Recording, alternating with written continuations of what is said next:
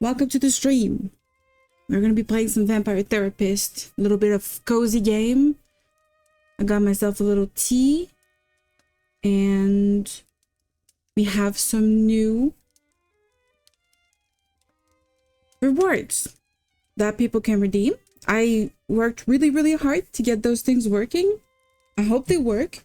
For now, those special spells are only usable by subscribers.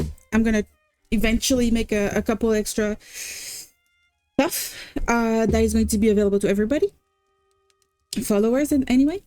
And but for now I wanted to try something, and I never thought that I would need to learn to code this much. And like, I had to learn to code this morning and yesterday. It's been a whole thing. I've been using this streamer bot that everybody says on Reddit and everywhere online. You should use streamer bot. You can do so many things with streamer bot. It's amazing. Streamer bot. And I'm just like, okay, I'll check it out. I'll try this streamer bot thing. I'll download it. It's a freaking app. Okay, I'll do that. And then I started reading on how to configure it, how to set it up, how to do what I want to do. And guess what happens? It had a apparently very recent update to their application. All of the stuff I see online, all of the tooltips, all of the documentation that they even provide on their website, all of the YouTube, assistance that I could find, people showing videos on how to do certain things, all of it is based on the former version. So I couldn't find what I wanted, and I was literally just freaking guessing what I was doing, where I had to go, because every bit of information I could find online was completely not up to date anymore. Hello, Mr. The Juice. Hello. I may have added some spells to this stream, and you might be able to maybe do something with those spells if you have the points. It requires some channel points, ink blots in this case. It has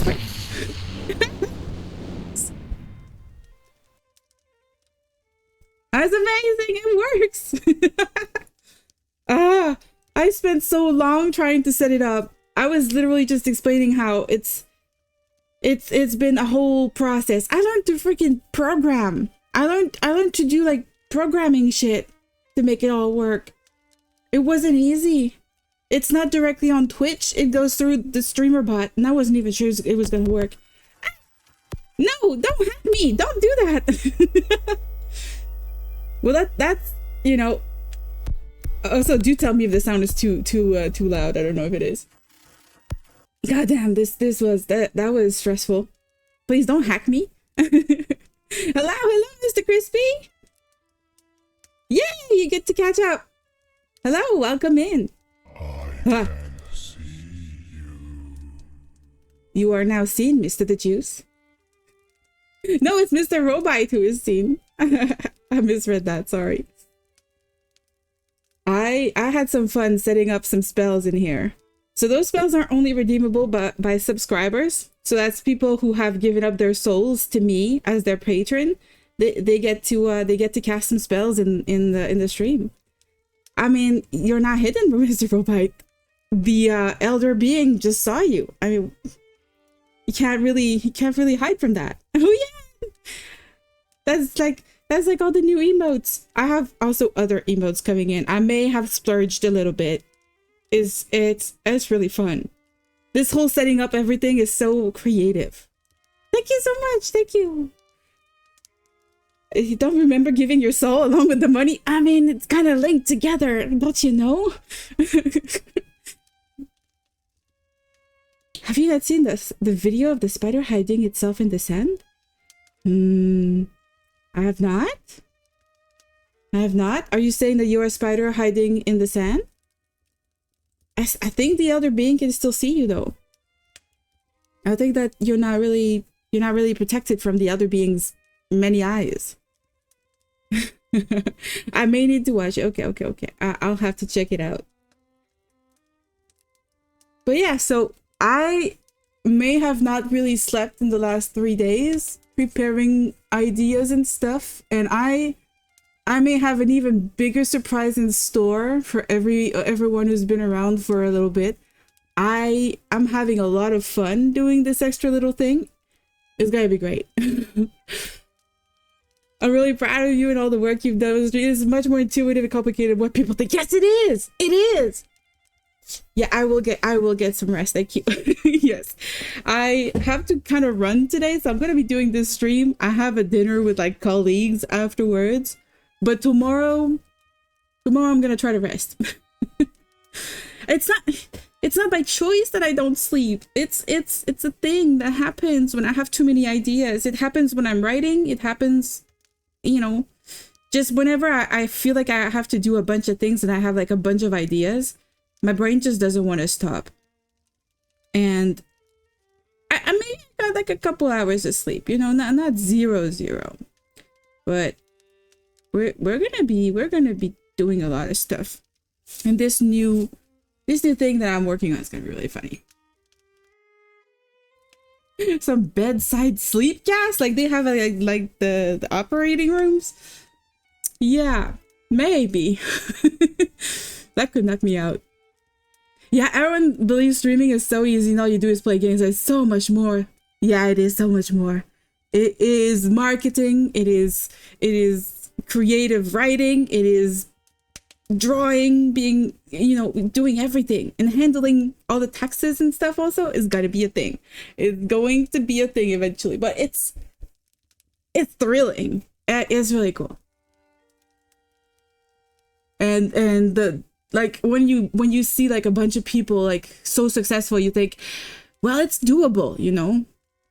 Just seeing someone who gets, you know, a bit more viewers or someone who gets a bit more marketing and stuff. And I have a cousin who kind of lives off of streaming, so I feel like it is doable.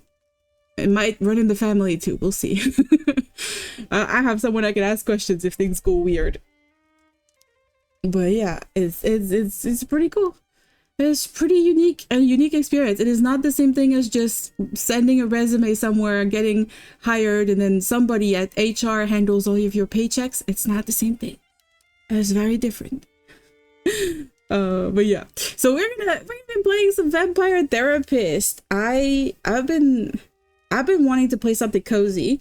Eventually we're gonna do some more spooky Saturdays that are gonna be a bit more scary like last time. It was really fun, but since I don't know the length of the games that we already have, you know, I have a couple of short games, but I don't know how long they are, and I don't want to run over with my dinner with colleagues tonight.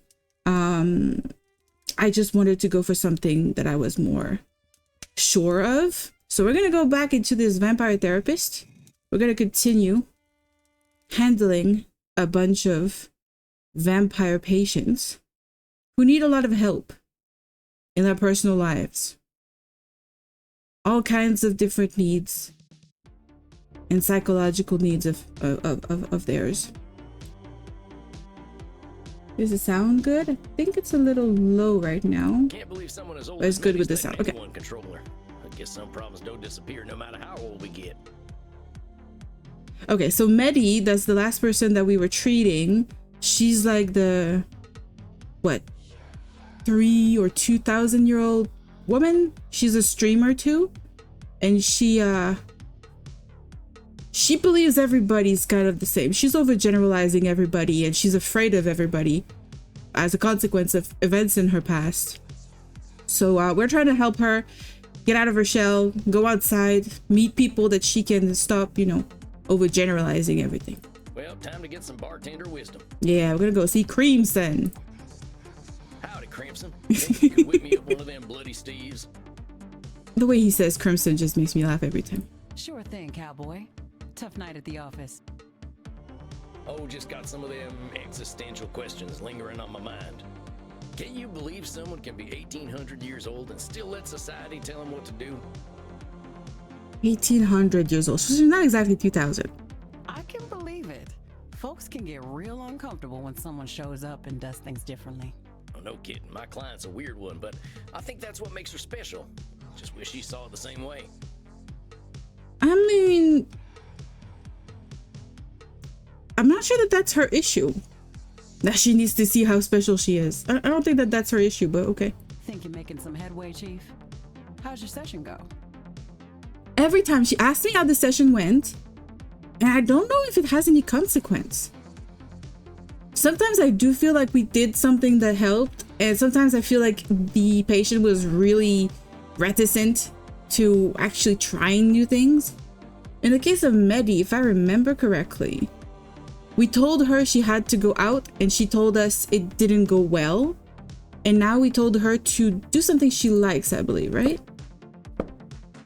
We told her to spend time offline. Value herself. Okay, yeah, I guess in a way it is because she does not value herself that she kind of does what other people want her to do. Huh. And she does base her personal value on follower count going up. So that's bad. Don't do that. Don't do that, people. Okay. How did it go? I don't remember. Let's say we're confident. We're gonna say it went pretty well. With her, slowly but surely. She does a lot for other people, but not a lot for herself. Yeah, that's the thing. She needs to do stuff for herself. Now that makes her Everybody popular, does. But I think she's realizing that popularity ain't what it's cracked up to be. Yeah. I bet it isn't. She's got her own strengths, and I hope she'll lean on them. You're a rare one, Sam. I get where she's coming from. Lawyers like rules, even about lawyering. My colleagues didn't care much for my style, so I had to adapt. But they'd get so bogged down in doing something right that they'd stop getting anything done. How do you like to do things then? I told you how case law is my thing, right? Well, I studied the worst cases. The ones where injustice prevailed because some corrupt judge invoked some ancient precedent. Interesting. I used their tools against them. Made She was a them look good like lawyer. fools. What goes around comes around, right? And your colleagues weren't into that. Hell no. No one was gonna listen unless I was polite and civil. Yeah. That sucks. But power never listens to polite and civil. You got that right. Well, that's a shame, Crimson. Sounds like they lost a hell of a lawyer. They sure did.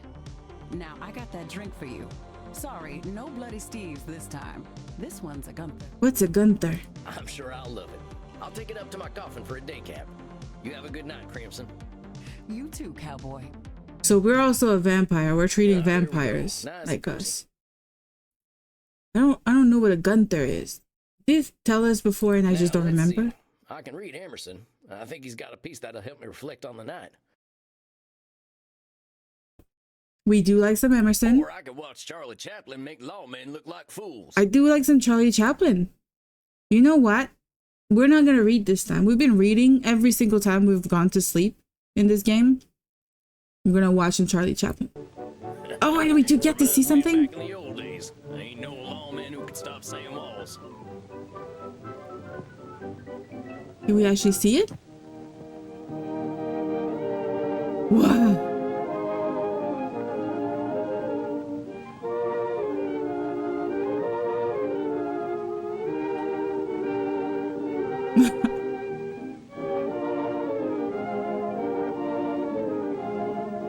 It's funny how their heads are a little cut off.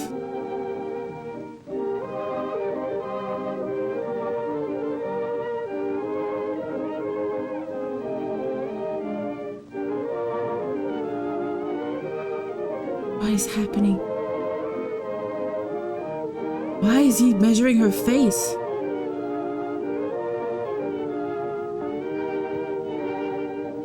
He's making clothes. Why is he huh? The death perspective. Yeah. It's a whole thing. This game is mostly 2D. They tried 3D here.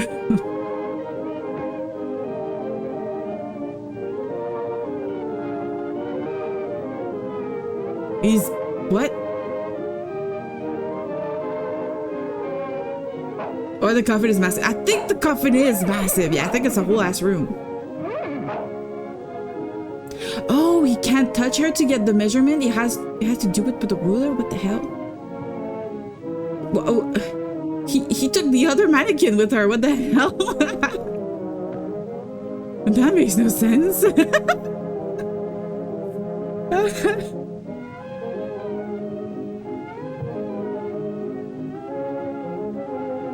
Okay, I love this. I love this. This is a whole episode. Huh? He's taking the ring finger measurement? What the hell? Is he gonna ask her in marriage because she got a big butt? Waist 5 feet? Oh, freaking kid! Yeah! What the hell? It's the first time we don't read a book.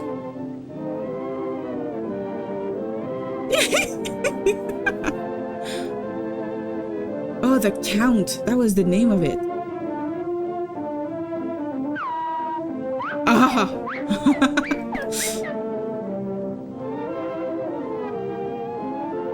Gosh, this guy's got the most depressive, like, beard ever.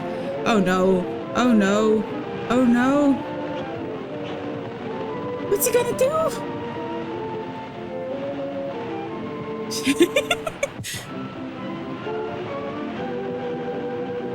I don't think I've ever seen this one by Chaplin.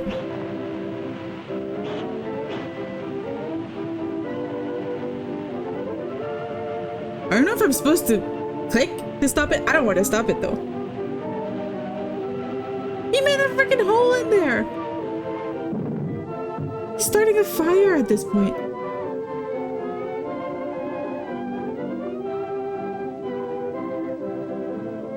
Uh-oh. Uh-oh. He's fired.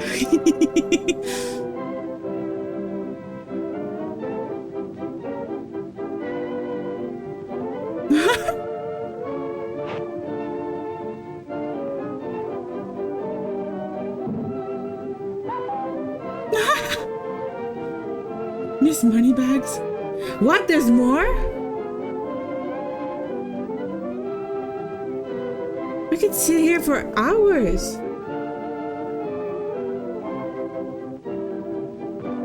Under the bust is tall, Chaplin is tiny. I think Chaplin was known as being tiny. Sorry, I cannot attend your dance tonight. Although we have never met, I'm sure I shall love your wealthy daughter at first sight. Count Broke. Oh, Chaplin is something? Or is that someone else? Or the guy wrote it. Well, I'm all mixed up now.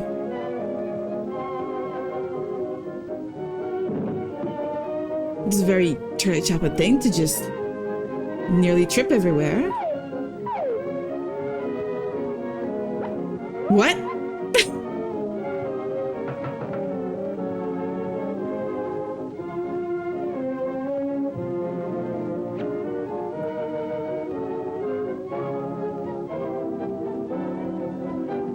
It's very theater-like. They're very 2D in the way that they film, but that's still interesting.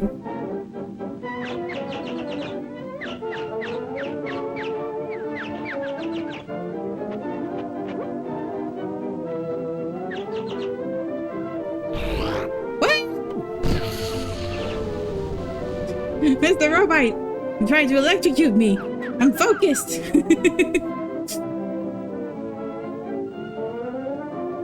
These spells are pretty cool. I like that. I hope you like it too. If you have other ideas and stuff you want me to do, I'm gonna do it. I thought it was a jump scare. Some of them could be jump scares for sure, especially if I'm focused on something. He doesn't like the smell of something. I'm all mixed up now. What?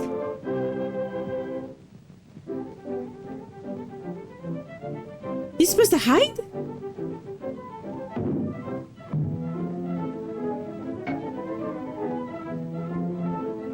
This smells awesome. Thank you, thank you. Okay. I tried to make them interesting, but I you know, there are limitations to what I could do.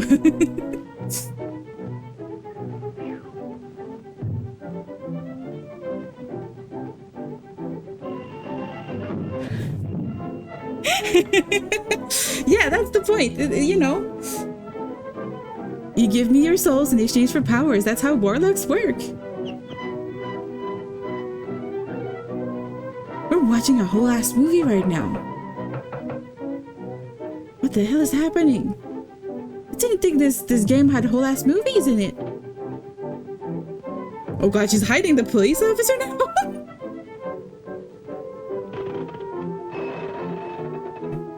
Okay, is that Mr. Broke? The Lord Broke? Oh god, he's tall.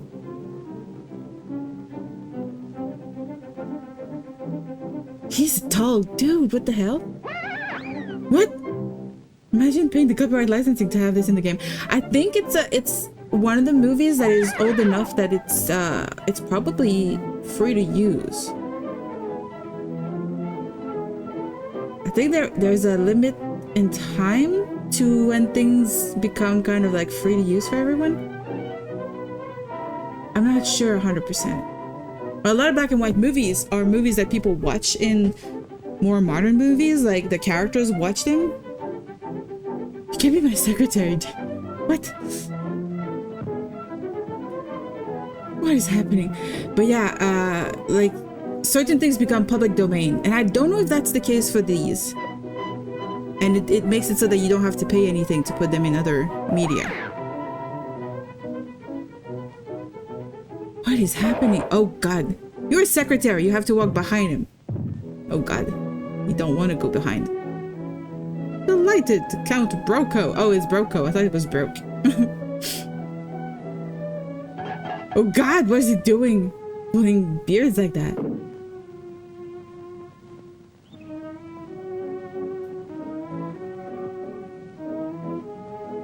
This is my secretary. Okay, he does introduce the guy as the secretary.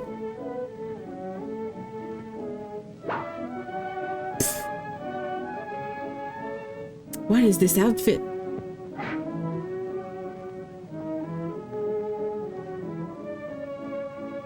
This is all about wooing a specific person, I believe. We're missing a bit of context. I feel like they would be copyright free. I mean, who would own the Charlie Chaplin IP in this day and age? There are foundations and organizations that own older stuff. Like, sometimes it stays in the family. God, he makes a lot of noise. Sometimes it stays in the family, so like, it's going to be like the Tolkien is owned by descendants, or like, Sherlock Holmes is also, I think, owned by the family to some extent. Descendants of Conan Doyle. And to a point, they can only claim, you know, the rights to the stuff until a certain amount of time. So some of Sherlock Holmes' stuff is already in public domain, but not all of the stories. And if you want to use one of the older stories that you're allowed to use, you still cannot refer to anything that is only introduced in the later stories. So there are some things that are, you know, in the public domain and some that aren't. And it's really complicated using pre-made IPs like that.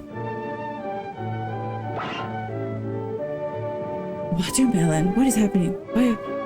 Oh, how does he eat the watermelon? Oh no, he's only eating the rind? Okay, whew. I thought he was eating the rind. He looks kind of young in this.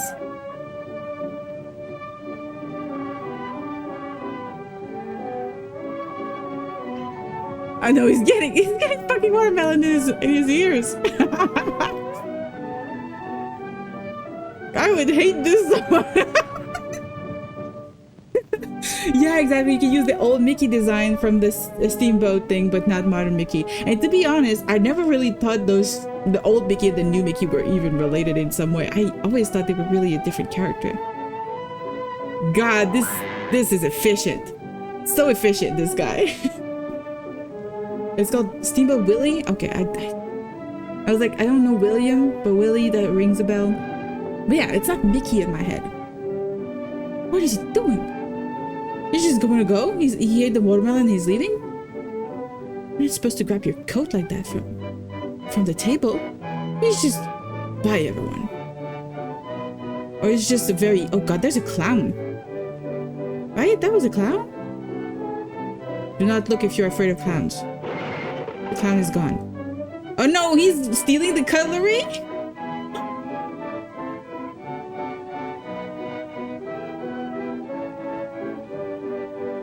Oh, I forgot the guy who wanted to be the Count Broco. ended up being the secretary. He's the guy who was also in the seamstress place. The maid is troubled. There. Oh, they should not go alone anywhere. These two. What is happening?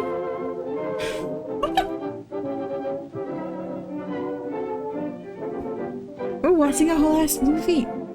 You tell me, guys, if you ever get bored. Like I don't want to bore you, but this is kind of fascinating. This is not the game I signed up for. Poor maid. You gave her a heart attack. This is the first Charlie Chaplin short movie I've seen. It's always been a thing that I know exists when they were interested enough to watch. In my cinema classes, they only gave us segments. They never gave us the whole movie. She's just there to be... What? She's just there to be some sort of like weird racist representation with the weird music, and then what is happening?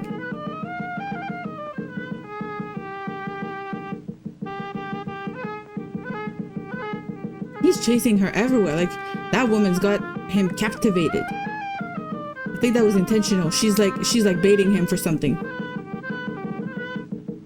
She's also wearing pants, which is also kind of unusual for a woman. What is happening? Sam is watching this stone face since he's been laughing at the comedy. I know that's a good point. He's also kind of drunk because he had some alcohol, so maybe he's just too far gone. He's got some blood daze right now from drinking all the blood. He's always pulling the goddamn beard. Poor guy. At this point, I wouldn't even call this a short film. This is a freaking long film. We've been watching this for at least 20 minutes. Oh, Charlie Chaplin dance?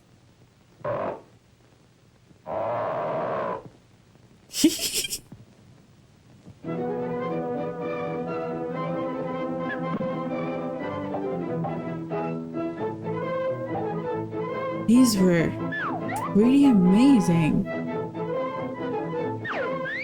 They didn't have 100 different takes in those days.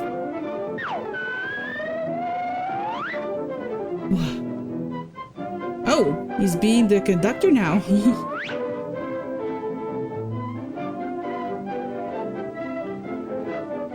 This movement is intense.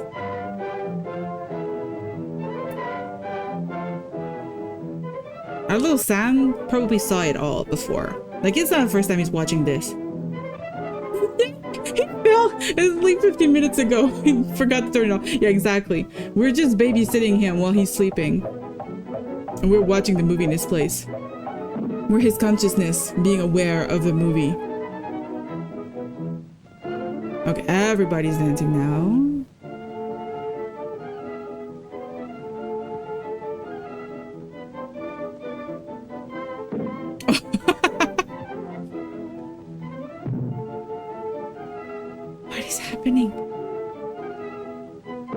He just likes to kick that guy's butt. Poor guy. She's the butt of every joke. I can't even get his revenge. And none of the girls notice. He's gonna end up kicking the girl at some point, I'm pretty sure. Oh, they're making sure they're not being able to kick each other in this position. Interesting. Using the column to protect themselves.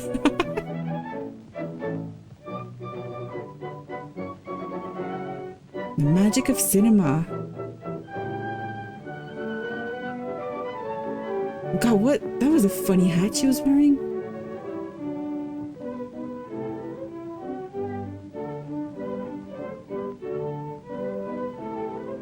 I wonder if every time we refused to watch a thing, if we would have seen the entire thing like this. Or if we just stumbled luckily on the one time they have the full ass movie.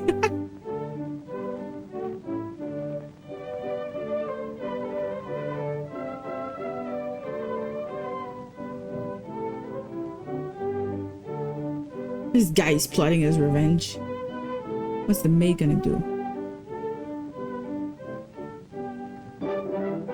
Oh, that's the real Count Broco? Stealing the girl while he's busy? You keep away from Miss Moneybags. Oh, the names are really on the nose. Well, you keep your eye on her, because right now, you guys have lost her. Uh-oh, she's falling for another. You're doomed.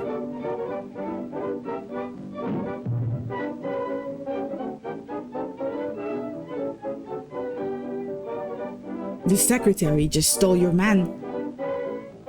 Uh-oh. God, poor lady. She's just getting carried around by everybody.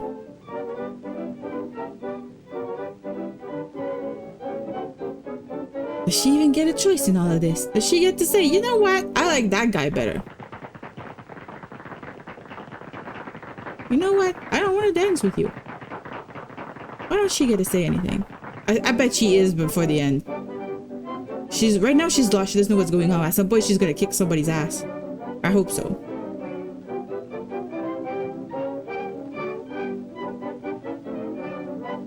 Ooh.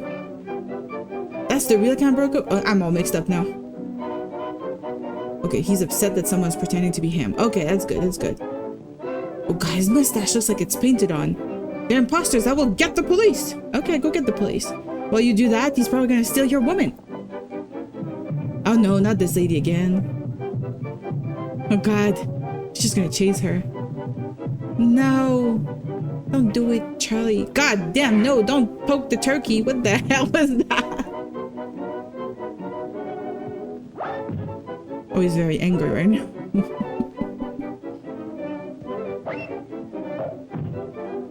People are receiving food to the face. He's playing golf with the food.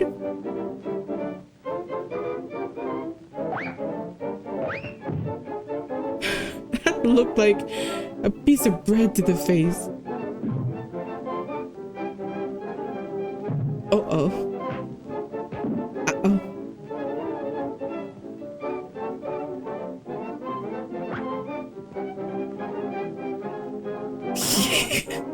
Threw him just a little thing, and then the revenge is like so overblown. He cannot walk. Every time it's always slippery. Why? Why is it suddenly so slippery?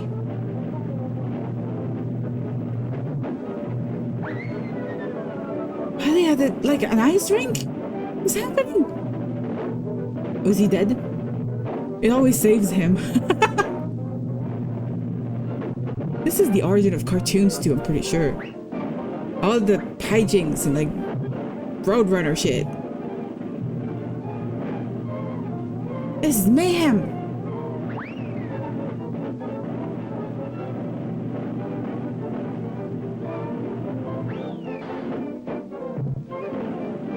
God damn.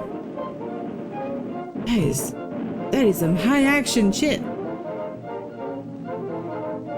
Looks a lot harder to film outside. This scene feels like having a fever, yeah.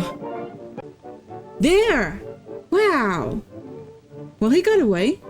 We'll stop watching, to be fair. I'm done. Do it for me tonight. Time for some shut-eye. Think I've got some tough battles ahead. Wow. We had a freaking whole ass movie. That's great. There he is, Samuel Walls, vampire therapist extraordinaire. How are you feeling tonight? Yeah, how are you feeling tonight? Oh, come on, Andy. I'm keeping my hat on, but that don't make me an ace therapist. No, but your progress with your clients does.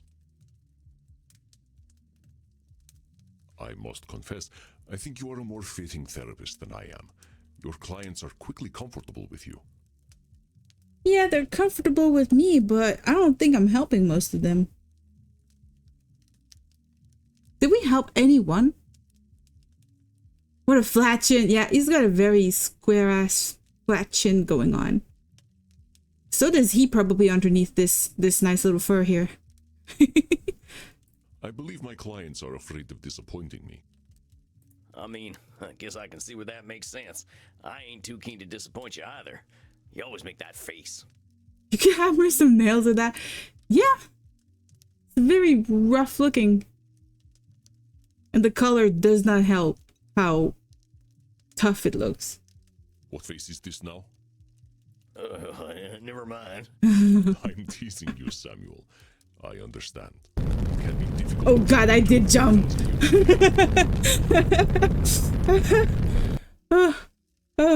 Well, that one you're pretty sure is gonna be scary during a horror game. God damn. I thought a real fire had started. But let us not spend our time talking about me. I am more curious about you. I can't wait. Oh, yeah! Summon Fiend. I like that Fiend. Initially it was Friend, but then I thought, no, he's a Fiend. that one is a cute one I like. You guys, I spent so long on Canva making those. I spent hours. Like, I stopped working yesterday at like 3:30 and I was done working on all of that at 1 a.m. You're out of points. It's okay. Just stick around. Stick around. You can have more points. Oh, this is my favorite. This is my favorite personally. Also, finding the sounds was also very difficult. But I think most of them are kind of appropriate.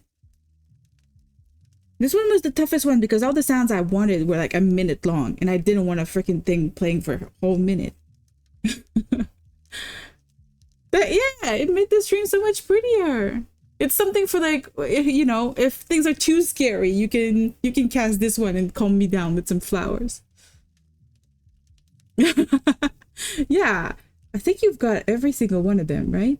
There's only one missing, and that's the one I've been working on. It's really difficult. You can burn me alive. Exactly. Let us start with some meditation, and we will see what arises for you. I also didn't know, you know, how to even price them. I just took inspiration from other people's price points. And as you guys, you know, keep leveling up, give me ideas for new spells, I can craft those spells for you. I can find a way to make them work. If you say you want a spell to, I don't know, have a swarm of bees or something, or create a tornado or something, there's going to be options.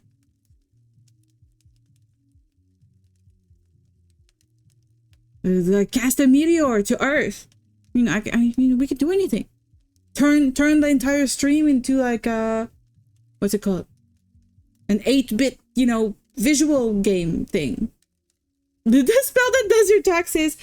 You know, maybe someday, maybe.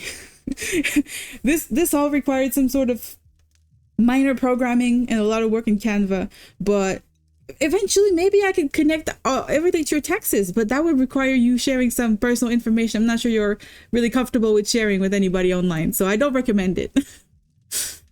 You want Mr. Hankey's spell? I don't know what that is. I've never watched South Park, so I don't know. There's a lot of references I'm not gonna get. I have never watched The Simpsons. I've never watched South Park. Mr. Hankey's. What is that? I can look it up. Oh god, that looks like poop. You're not gonna be summoning no poop. Nuh-uh.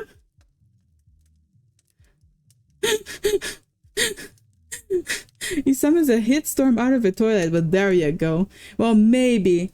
But that's gonna require a lot of work on my part, so we'll see what I can do. Remember your place of comfort, my friend. And remember to Oh no, we're gonna do some breathing exercise again. That makes me panic every time for some reason. Life just ain't fair. There once was a man named John Muir. I hate this. Maybe I should start a farm or something. Not Debella. Her blood tastes real fine. Wonder whether I could rent a horse. I have to click the buttons. I have to move the mouse. It's just making it so much more complicated for my brain. Too many things. They don't let dead folk vote. Wonder what's going on back home. Mr. S? Reinhard doesn't try to teach What me S? German. Crimson's real cute when she scrunches her nose up. I don't even know what these things are saying. I'm panicking too much. Wonder how Edmund's doing. How do you feel? Okay, Samuel? we did it. This is the mini game I hate the most in this. Pretty good. Well, sometimes my thoughts got away from me, but that's not uncommon. Exactly. Meditation is not a game. When I meditate, it does not make me panic this much. What sorts of things came up for you? After our last session, I can't help but think about my criminal past and how I was pointing fingers everywhere but at myself. Oh, a shitstorm. That's the S you're talking about. I kept rereading the comment. I was like, Mr. S? Where? But a hitstorm or a shitstorm, you know, kind of similar. What if I do a hitstorm instead, you know? I don't necessarily want to have to clean up shit all over my apartment every time we do this. What about a hitstorm? It could be like hitmen, a bunch of hitmen in a twister. I don't know. Dealt me a bad hand, but I played that hand poorly. We're gonna hit the same way. Ah, And then I abused yeah. other folk. But shit is. Oh, you've been playing. God damn it, is a pun. I never get the puns.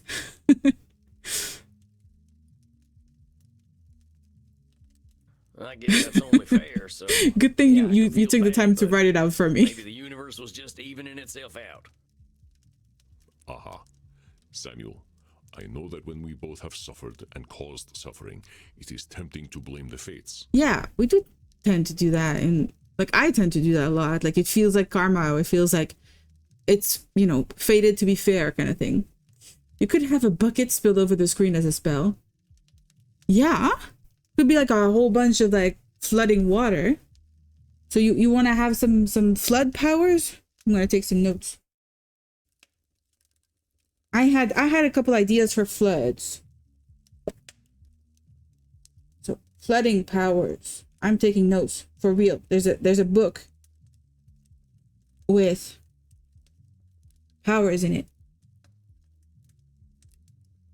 So the crime cleanup game. Oh, yeah. I could try to find a nice little bucket and throw it at the screen. Or a power wash simulator thing. That could be funny. It depends on what I can find online for free, because otherwise, eventually it's got to be a thing where I can pay for like an artist to do it. But for now, I'm kind of doing with what I can find online. But this It's is not easy. A sort of cosmic control fallacy. Oh, a cosmic control fallacy. The cosmos has the control to make things fair or unfair. That's a good point. If we expect that fate will reward and punish fairly, we are bound to be disappointed. I mean, if we want to make it as accurate to the crime cleanup game that we played, it should be buckets of blood being spilled on the screen. We are immortals, Samuel. We live long enough to see old grudges die, and the judgments of our generation replaced by another. So in the grand scale of time, how can any judge fairness? Dang. That's a real good point, Andy. He's going full But a philosophical, depressing one, philosophical on us. I was never a man of faith, but walking in them woods for so long, seeing so much nature, so much life and death. It kind of feels like nature is fair in being so impartial. I started to feel a kind of flow to the universe, you know? Yeah, that's spirituality. Don't let, you know, psychology take away your spirituality, my dude. I understand, Samuel. I am not suggesting that you deny any kind of spiritual faith you may have. Well, you're telling us to question it, Mr. Andromachus.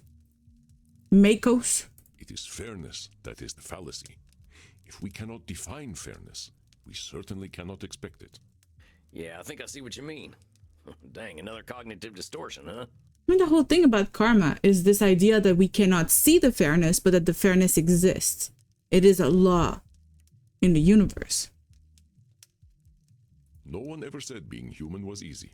Yeah, being human kind of sucks at this point, Mr. Dude. Yes, this distortion is called the fairness fallacy by mortal psychologists. Okay, I'm gonna go read up on that right now, cause what? You know, those folk who say, I work hard so I deserve to get what I want. Well, just you thinking you deserve something don't mean the universe will reward you. Truth is, your definition of fair is personal, and it'll often conflict with other people's definitions. It's a fairness fallacy to assume our picture of what's fair is the only reasonable outcome. Examples of this. I donate to lots of vampire charities, so I know I'll be rewarded by tripping on an oil deposit real soon. Yeah, no, there's no causation between these two things for sure. My buddy Alejandro sleeps in his coffin all day. He doesn't deserve his muscle tone. Oh, it's the judgment of others too in this. Being like, this person doesn't work as hard as I do, they shouldn't be as successful, or this person, it's very judgy. This person doesn't take care of their money like I do. You know, they don't deserve to have money kind of thing. Interesting. I'm a great therapist, so Andy will surely give me his therapy practice, though I got no head for business. That would be a big assumption here. That is a big assumption. Okay, so it's a whole question of fairness, but it's a lot more difficult to find in somebody's, talking. Let me give you a few statements that might have examples of the fairness fallacy, and you try to find them. I'm gonna do a little thing here. Just put the sound a little higher for you guys. My club is dope because I believe in earning my good reputation. I work hard to ensure my club is dope. That's a very funny word from him. Because I believe in earning my good reputation. I don't think that's a fairness fallacy. I think he says that hard work leads to a good reputation. The hard work is earning a good reputation, which I think is kind of true. We'll skip it. Man, like, maybe it's good karma and maybe it isn't. But I just like to put out some positive vibes. Wait. I mean, this person, again, does not believe in the fairness fallacy.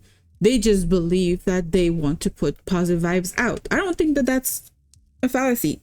The great vampire banker Count Van Gelder has been an entitled prick for 6 centuries.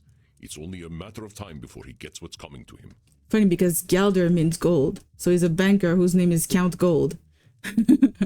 Has been an entitled prick for 6 centuries. It's only a matter. Okay, so this idea of, comeuppance or like a person getting what they deserve, that is fallacy. I think I heard of this fella. He was one of them vampires pulling the inflation strings during that coronavirus thing, right? They say he caused the Great Depression back home, too. You're right that he's acting like a prick, but the universe ain't accidentally gonna make him fall on a wooden stake. You are correct. This is a fairness fallacy and a bit of wishful thinking. You really don't like this fella, huh, Andy? Damn you, Gelder. I don't even know who that is. Usually they're making references to real people. I don't know who that is in this case. He is a 600-year-old investment banker. He's tried to summon demons, and even they refuse to spend time with him.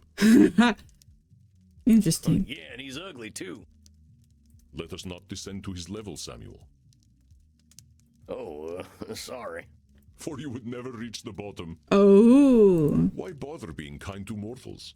The universe only punishes kindness. That's a The fallacy. universe punishes kindness? Well, that ain't nothing you can know, boss. Sounds like a fairness fallacy to me. Yeah. Indeed, Samuel. It's the sort of thing a more nihilistic vampire might say. But such nihilism is not founded in objective reality. And nihilistic vampires are real downers at parties. At the last Blood Drinkers Ball, I ended up at the same table as Ayn Rand. What? Isn't that a writer? What? Who is it? Ayn Rand? Isn't that a writer? A Russian-American writer and philosopher who died in 1982. So that's a while ago. What are they known for? They are known for The Fountainhead. Oh, Atlas Shrugged. Okay, I've heard of Atlas Shrugged. That's why I know who that is. Yeah, exactly. Confirmed vampire. I don't know why my brain was like confirmed therapist, but no, it's a vampire. It's not therapist. I cannot imagine who decided to offer her immortality. This game's like real therapy never ends. Night in thousands of years. Wolfie, you'll be shocked to learn that I also bought the DLC, which is couples therapy. It really will never end.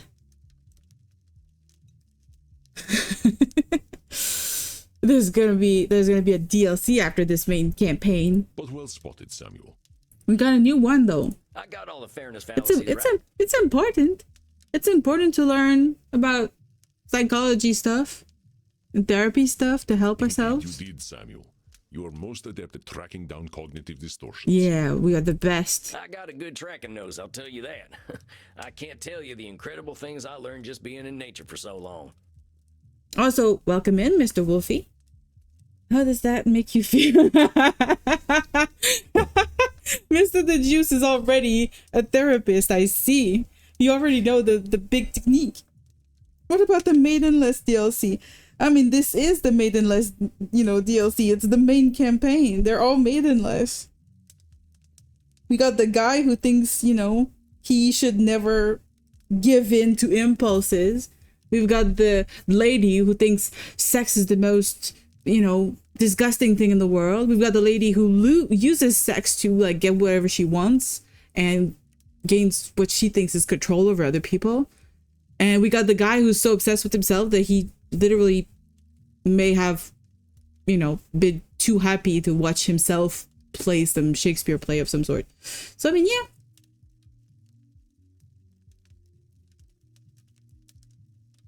I don't know what that's in reference to, Mr. Wolfie. What? Yes, you speak quite highly of this time. This is where you discovered the concept of cognitive distortions. And you said something about a flow to the universe? Oh, yeah, that.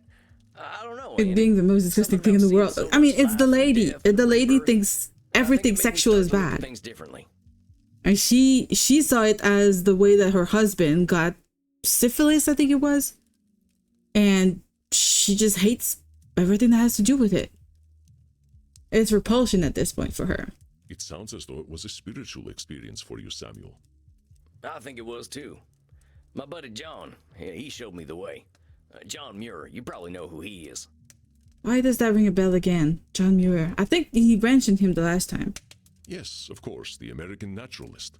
He made the entire United States agree that its nature was beautiful and worth protecting. Oh, that's a good guy. That's a good guy. Isn't syphilis the dude that pushed that rock up an endless hill? Funny that you say that. I saw literally a meme this week on Reddit about this. That's Sisyphus. Sisyphus is the one who rolls up the rock, and syphilis is the illness of some sort. That's John, all right. I used to call him Johnny Christ because of the way he could make you believe. Oh God, Johnny He didn't like Christ. that too much, but he had a way of making people think differently. Johnny be good. How did you meet? By the late 1800s, my hippie friends moved west. John, he was their hero. He walked and thought, and no modern comforts. We got along well. He liked that I never got tired. We usually walked in silence, appreciating nature. He'd draw, I'd write. Oh, you're right. The hill isn't endless. It falls down, and he has to do it over and over again. That's true. That's true. He has to get the rock up there, and then it falls down, and he has to walk all the way down and push the rock back up every time. You are a meme. Exactly, Mr. I Wolfie. think it was the first man I fell in love with. I think so. I was still a young vampire then. With all the not even a puns, century old, for sure. thinking I was straight. Shit. Our Mr. Sam isn't straight? Oh. Most of us need a good 100 years before for we're him. ready to open Pandora's underwear drawer. A good 100 years? Wow. That's a lot of time to stay in the closet, Mr. Andromakos. Yeah, about that. Why are you so sexy anyway? This question, are there any straight vampires? If we're talking about Anne Rice's vampires, nope. They're all bi and sexless somehow. You just finished dinner. You had ham and mushroom tagliatelle. That's really cool. That's really nice. I didn't think there was ham in that sort of thing. Is it on the side or is it in the sauce? I've never had that. I had the stupidest lunch ever. I've been literally not eating hot dogs my entire life. And I just thought, you know what? I should get hot dogs. But I don't like making them after all. I really don't like it. I don't like anything. Oh shit. Yes, there are spells now, Mr. Wolfster. Thanks for telling Mr. Wolfie he might, there is no limitation to the spells, by the way, guys. So you can cast them as many times as you want together, not, at once. I don't know how that's going to affect the stream. We'll see. But there's no limitation for now. You already cast a spell on me. Oh, you just wait. You just wait for the next spell that's coming up. I'm probably gonna be finishing it tomorrow after I have a good rest. I promise I will rest. But I have this this thing that I'm having fun preparing right now. I think you're gonna like it, guys. It's a lot of work, but I think it's gotta be cool. We'll see. It's another spell. It's the most complicated spell of them all. It takes a lot of concentration to prepare it for you guys. Streamer curses you were for all eternity. No, who would ever do that? I'm just taking your souls. It's not the same thing. Oh, I didn't see that. You're a big mushroom fan. I am too. It's so good. Like you can have so many different kinds of mushrooms too. Most people just know the white like button mushrooms and the brown ones and then the portobellos, which I think are all related, aren't they? Just like bell peppers are all related. The green are unripe, yellow are slightly riper, and then the red are ripe kind of thing. What I do with the souls, I eat them. You know, a hag's gotta eat.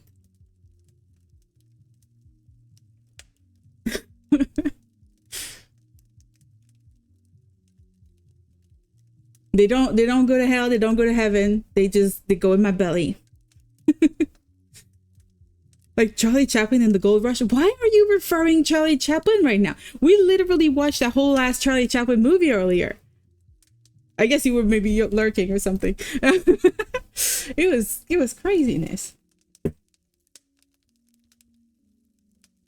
So yeah, this game, Vampire Therapist, this guy Sam, the cowboy, when he was in his coffin, he was just, oh, should I read some Emerson or should I watch some Charlie Chaplin? And it's the first time I said, I'm not gonna read. I think it would be cool to watch Charlie Chaplin. I was expecting a 15-second, maybe a 1-minute snippet of a movie. It was a whole ass movie. It was The Count. And we watched the whole thing. It was the Count. It was like the Count Broco. So Charlie was pretending to be the Count so he could get into bed with Lady Moneybags, so a rich lady. And well, obviously he gets caught because that's Charlie Chaplin. It did feel like 2 hours. I think it was a 30 minutes movie. It was the whole thing. Okay, I'm gonna ask this guy when he started exploring. I want to know everything. Branch out. You watched Modern Times a couple of weeks ago, but that's spooky. Modern Times was the only Charlie Chaplin movie I watched in high school. They showed it to us, I believe, in our history class. And then I think that was the one that we also had a small snippet of in my cinema class. Oh, no, you missed it. Maybe next time we go to sleep, we can also watch another movie again. We'll see if it's another Charlie Chaplin, maybe. Oh, Samuel, death had little effect on my sexuality. I am from another era. Do you remember the 1970s? They were nothing compared to the 970s BC. The 970s, the okay. Stories I could tell you. One night, my friend Heraclos and I snuck into this... You know, I was just thinking about the time. Heraclos. Isn't Heraclos related to a Hercules? He was friends with Hercules? I'm joking, Samuel. Such a thing is not for a therapist to share in a session. I just wanted to tease the American a little. He really likes to tease the American. Like, he's like a little bit repressed, we're gonna say here. I'm surprised more Charlie Chaplin movies are not on streaming services, as they gotta be out of copyright now. I think they are. I think at least the one that we watched earlier was definitely because otherwise they would not have put the whole movie in the game, I think. But yeah, they might be. A lot of them. Buster Keaton? I shall go Google it and pretend I know what that is. Buster Keaton. It rings a bell, but An American actor.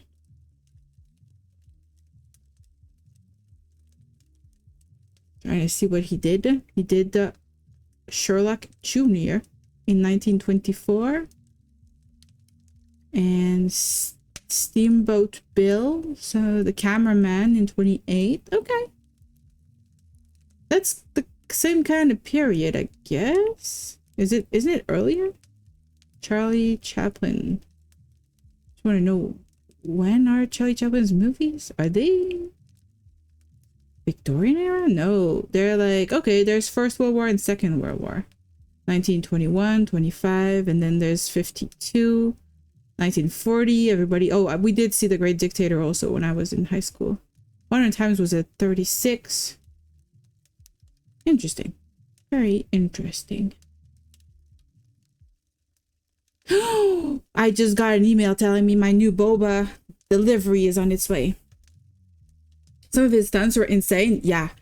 Earlier, it was chaos. He was like slipping on every surface. It was amazing. Just doing all of his stunts. And also doing them pretty much live. Like, there was no movie magic back then, other than the movie magic they could perform with, like, not distances, but like point of views kind of thing. I've seen more than you. So Modern Times was the first one you watched? Oh, well, it's probably the best one. The Dictator's also a pretty good one. The Dictator, Modern Times, probably the best that I would know. But I haven't watched all of them. There's a Charlie Chaplin biopic with RDJ. What? Well, I might have to watch it. Real mean. Sorry. That's what I used to say to Princess when she was being naughty. Uh-huh. Good thing we know that Princess is his horse, otherwise that could have been really weird out of context. I am honored to share the space in your mind occupied by your beloved horse. Yeah, you're right next to the horse in his head. You're a big lion guy, you know? Fits. Same, general mind drawer of animals. Why are you so sexy anyway? That's a good question. Well, how are we such sexy beasts anyway, Andy? Seems even the mortals know what we're like. We are powerful, immortal beings. Our capacity to explore is something no mortal can dream of, as is our capacity to be bored. Dr. Drayne might say that we have dopamine cravings that become harder to satisfy over time, and that might well be true. Dopamine cravings? That could explain why some vampires go a bit more crazy. I think it was directed by Richard Attenborough as well brother of David Attenborough. I don't know those names. They vaguely feel like names I should know. That's about it. Wait, so the older we get, the hornier we get? I mean, maybe. You have an interesting future ahead of you, my friend. He's only 200 years old. He's only 200, so maybe at some point he's gonna go mad. And international. Are any straight vampires? I'm wondering, are there older straight vampires out there? The most famous nature documentary person? Okay, well that might be why I know the name. It might be somebody who referenced the name. But I don't really watch documentaries. Sexual exclusivity of any sort seems incompatible with immortality. Very good point. Sexual exclusivity and immortality, yeah. If you have like thousands, I mean, it is even more romantic though to think that you have immortality and that entire time is dedicated to one person and one person only. That's like, it's freaking romantic. Kind of sad though. Kind of sad, but romantic as fuck. Why do they want to make Sam sexual so much? The beginning and now you'll see future. Exactly. I feel like it's very boundary pushing for him. Like his boundary is a mockery in this game. And it's a funny thing, about the therapy game is why are we respecting everybody and our character is there to help them? Does this game kind of assume that sexuality must never be repressed and that by repressing it, he is not being his most healthy self? But that's kind of a judgment on people who are not super sexual people or asexual or, on that spectrum of any sort. Like he just isn't all about that and nobody seems to respect it. It's weird. I need to watch documentaries. Okay, well then put them in movies on the Discord. Put them in movies and I'll check out some of them if they sound interesting. Right now, I've been obsessed with the Victorian era. So I've been mostly listening to podcasts. So I do get some informational stuff. from sources, but documentaries have never been really what I went for. I've watched a couple, but it's not my main form of entertainment. There is a group of vampires out in Washington who claim to be straight, but they are not fooling anyone. Pfft. Again, judgment. I don't get it. This guy is saying that everybody's bi. You can't even try not to agree. Like he is pretty limiting here. In a way, this is labeling. He's using the label straight to limit people, or more in his case, it's more bi. He claims that everybody's bi, and he's limiting people's potential. Which ones I've watched?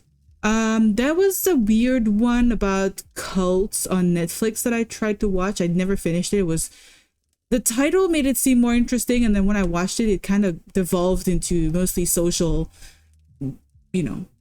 weird stuff. Was not too much into that.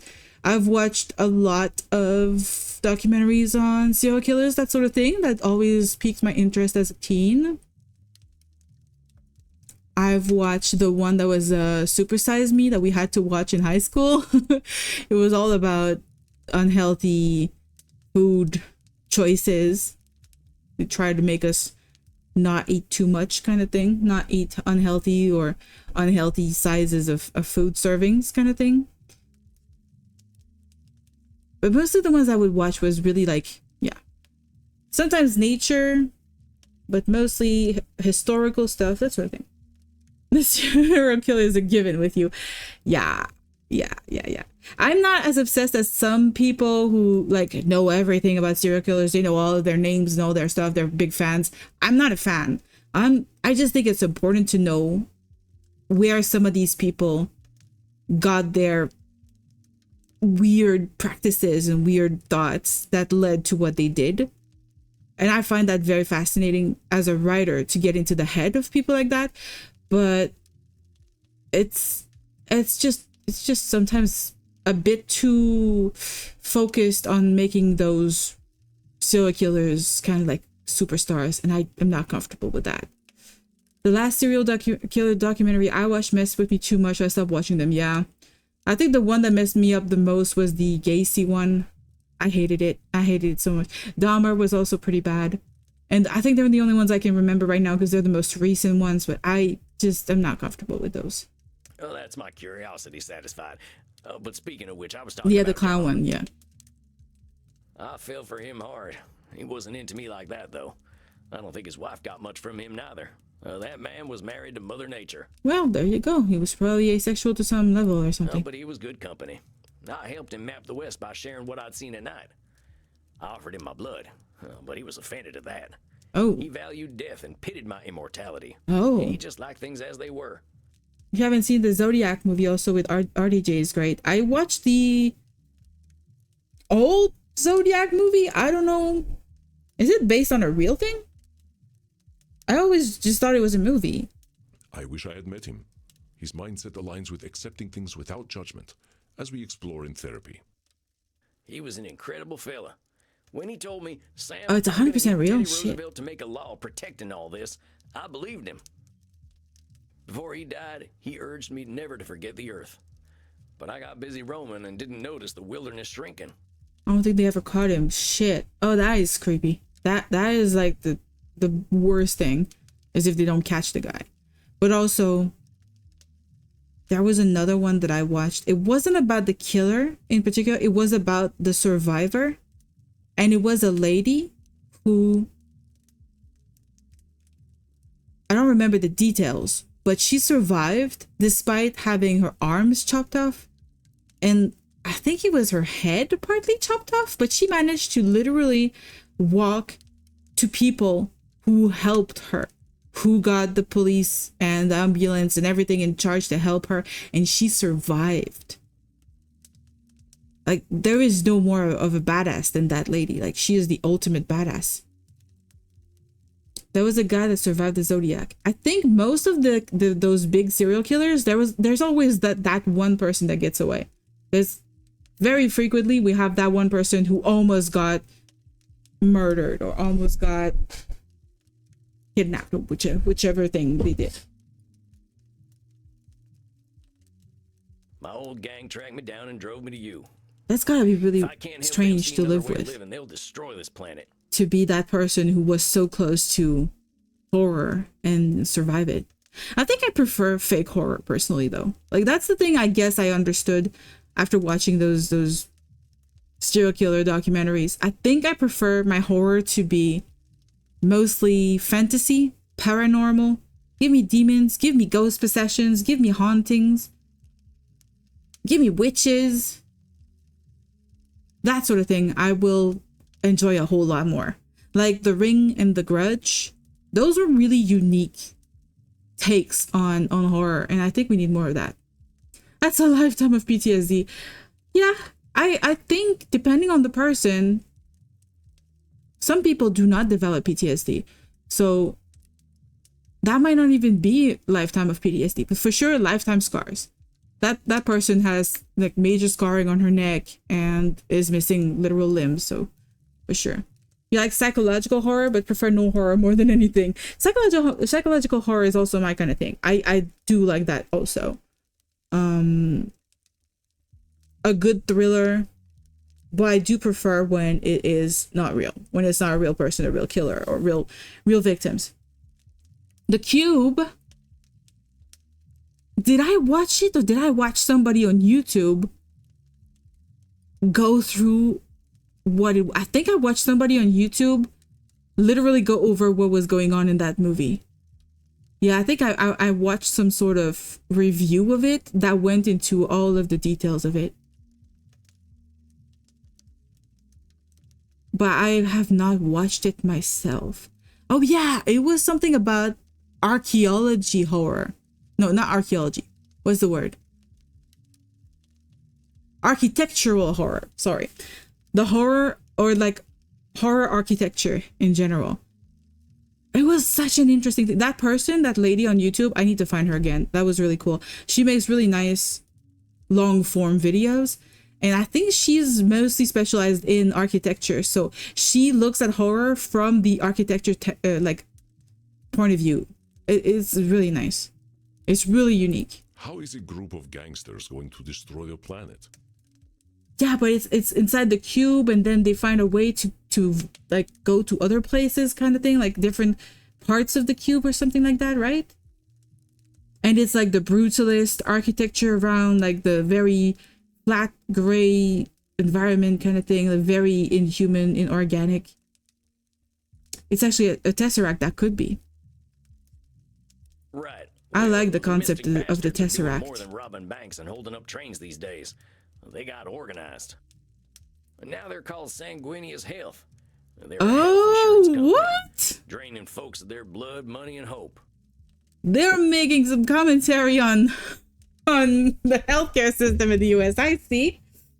They go from being train robbers to owning a health insurance company. I see.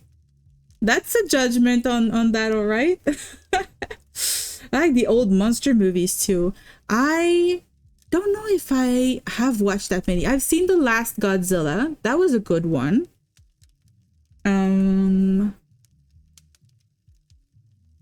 It was kind of an answer to Oppenheimer, I feel. The way they handled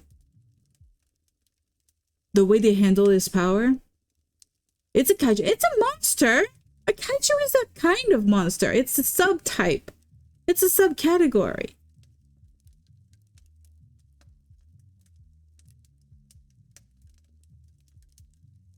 Pretty sure it's a subcategory.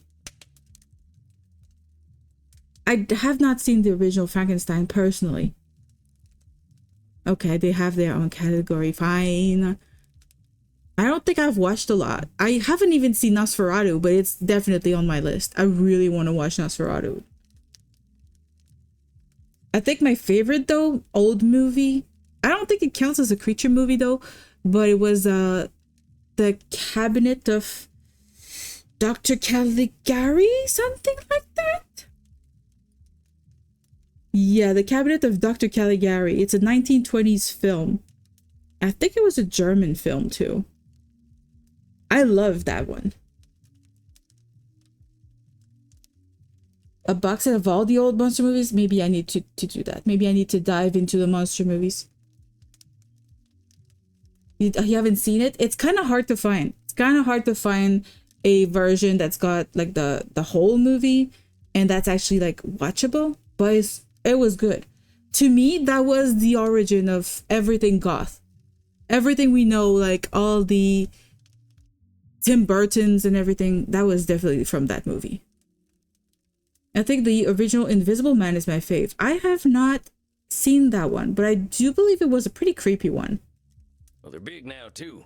Real big. Got friends in high places in the mortal world. Nobody knows they're vampires. Thing is, with most monster movies, I don't get creeped out. I don't get any sort of feeling because they're just... They feel like paper mache. They feel very cartoonish. So I don't get the creepy vibe. But Invisible Man, yeah, that one was creepy. It was creepy on a different level. It wasn't the horror of the paranormal side of the monster. It was the horror of the invisible peeper kind of thing. That was the most horrible part of it. There's a couple of modern remakes called Hollow Man with Kevin Bacon. I haven't seen that either. God damn it. I am out of the loop with horror movies. I thought I had seen most of them. They don't feel like real monsters. Miss Revenant. Exactly. They're not scary enough. What was it? The Babadook? That one was like, we don't see the creature, I believe. At no point do we see the creature. That movie that did get to me though. That was good. The ending felt so shocking. And I can't even remember it. I need to watch it again. Well, they're good at keeping secrets. Even in the 1800s, we had a code language. They'd bring on the Infinite Dawn if it made them money. If I can't stop them, they surely will. The Infinite Dawn? What is the Infinite Dawn? I keep getting a bunch of little pop-ups on the side. Seems to indicate that we're getting some ads, but I don't know because I can't see anything on my side. Can't see anything. Maybe I should get someone to check at some point. The monster movies are more thriller, I guess. Like the Thing, was it? Swamp Thing? Was there a movie of Swamp Thing? I'm not sure. This sounds serious, but remember to not let your fears... Does Jaws count? Does Jaws count as a monster one? No viewer of Lamentations is getting ads for at least a month. That is true. That is true. Creature from Black Lagoon. I don't know that one either. I'm not a monster knowledgeable person. When we foresee only a negative end to a complex situation, this is called catastrophizing. Another extreme that colors our thinking. That's just one kind of black and white thing, isn't it? The Nosferatu thinking, and we had something else, and now catastrophizing. They're all related. It's a Swamp Thing, but also there was a separate Swamp Thing as well. Okay. I think I've only heard of the Swamp Thing specifically. But I think there's a DC comic about Swamp Thing. Let's go see catastrophizing. As vampires, we can imagine the worst outcome to any situation because we've seen some real shit. But expecting disaster from the smallest issues ain't being honest with reality. Catastrophizing keeps us locked in fear of doom, but we can break out of it if we keep our cool. So that is something I've had a lot of struggle with personally. I think I can also recognize it in Medi. Mev, she the streamer girl, she's the one who thinks that, you know, everybody is out to get her, and if she strays from her habits of staying inside and being in control of everything, that she's avoiding some very horrible things. So I think she's catastrophizing for sure. Dang it, I'm Mr. Shot. Now my reputation is going to be shot too. Yeah, that's something I've been known to think. I heard a rumor one of them dang Van Helsings is in town. This is it, compadres. We're dead. I feel weak tonight. I must be losing my vampiric powers. Okay, so this is what's it called? People who think they have like cancer when they have a little cough. they are a little bit too aware of their own health issues. The scariest part of watching Sleepy Hollow at the cinema was borrowing my dad's mobile and him ringing me whilst I was sat at the front and not knowing how to mute it. That is horror. That is indeed a horror story right there. God damn, that would have been horrible. I would have run out of the cinema before anybody could see who I was. I did love the Sleepy Hollow movie though. I did not watch the series. I know they made a TV show, but the original movie was great. It felt very unique and original. I liked it. Meaning, maybe things are rough, but I can't see every angle, right? They also made a, what was it? A crossover with Bones.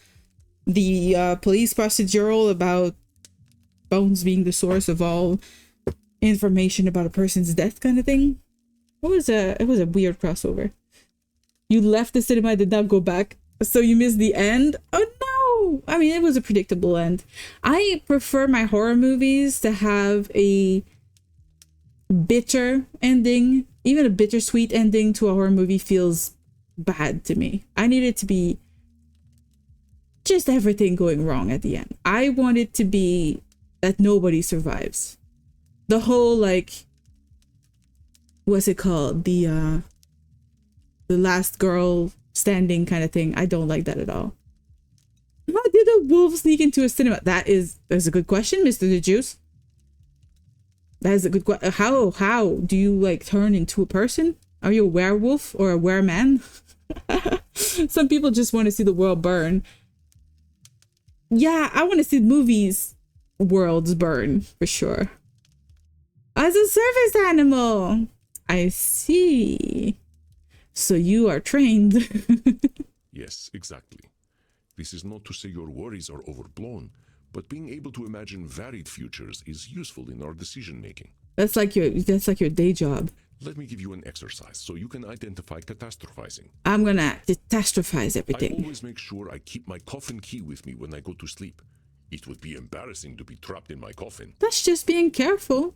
I sent my friend Bazul the Bloodborne a funny cat video, but he left it on red. He is surely plotting my demise. Okay, I might have had this thought before, but it is catastrophizing, isn't it? You can get away with anything if you say you got a mental illness or a disability. I mean, I don't think so. It's not an excuse for a lot of stuff. A single service animal in its own. I'm here to watch a movie on my owner's behalf. Sure, I'm sure that could work. Oh, okay, you were with friends. Feels like a pretty strong assumption to make. Maybe Bazul the Bloodborne was busy doing a puzzle or knitting a cape or something. Knitting a cape. You are so wholesome, Samuel. I think I know what Bazul was doing, and it was not knitting. It was not knitting, okay. Could have been countless things, so you are correct. It is unlikely that he has left me unread out of malice. Most people don't leave unread out of malice. Like 90% of people It was don't. a really good cat video, though. I will send it to you later. I mean, I'm not surprised this guy likes cats. He looks like a lion. So it's pretty on point with him. I've never been to a cinema alone. I have. A lot. The last time was to watch Dune 2 a second time because I went with a friend for the first time and I was so obsessed with the movie. I had to go again and I didn't want to ask my friend to go again because I thought that would be silly. And like nobody wants to spend twice, you know, on movie tickets for the same movie, but I wanted to go back.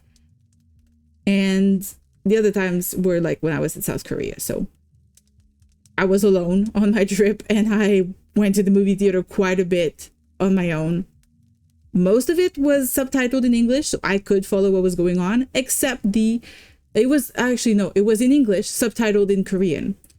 So Korean people don't have like dubbed movies. They only have subbed movies, at least for most of them, that I could see at that movie theater anyway.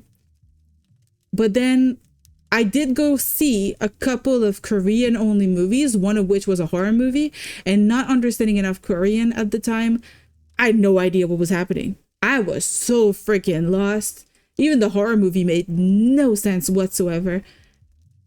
I watched a couple movies like that on my own without anybody helping me interpret what was going on. It was something.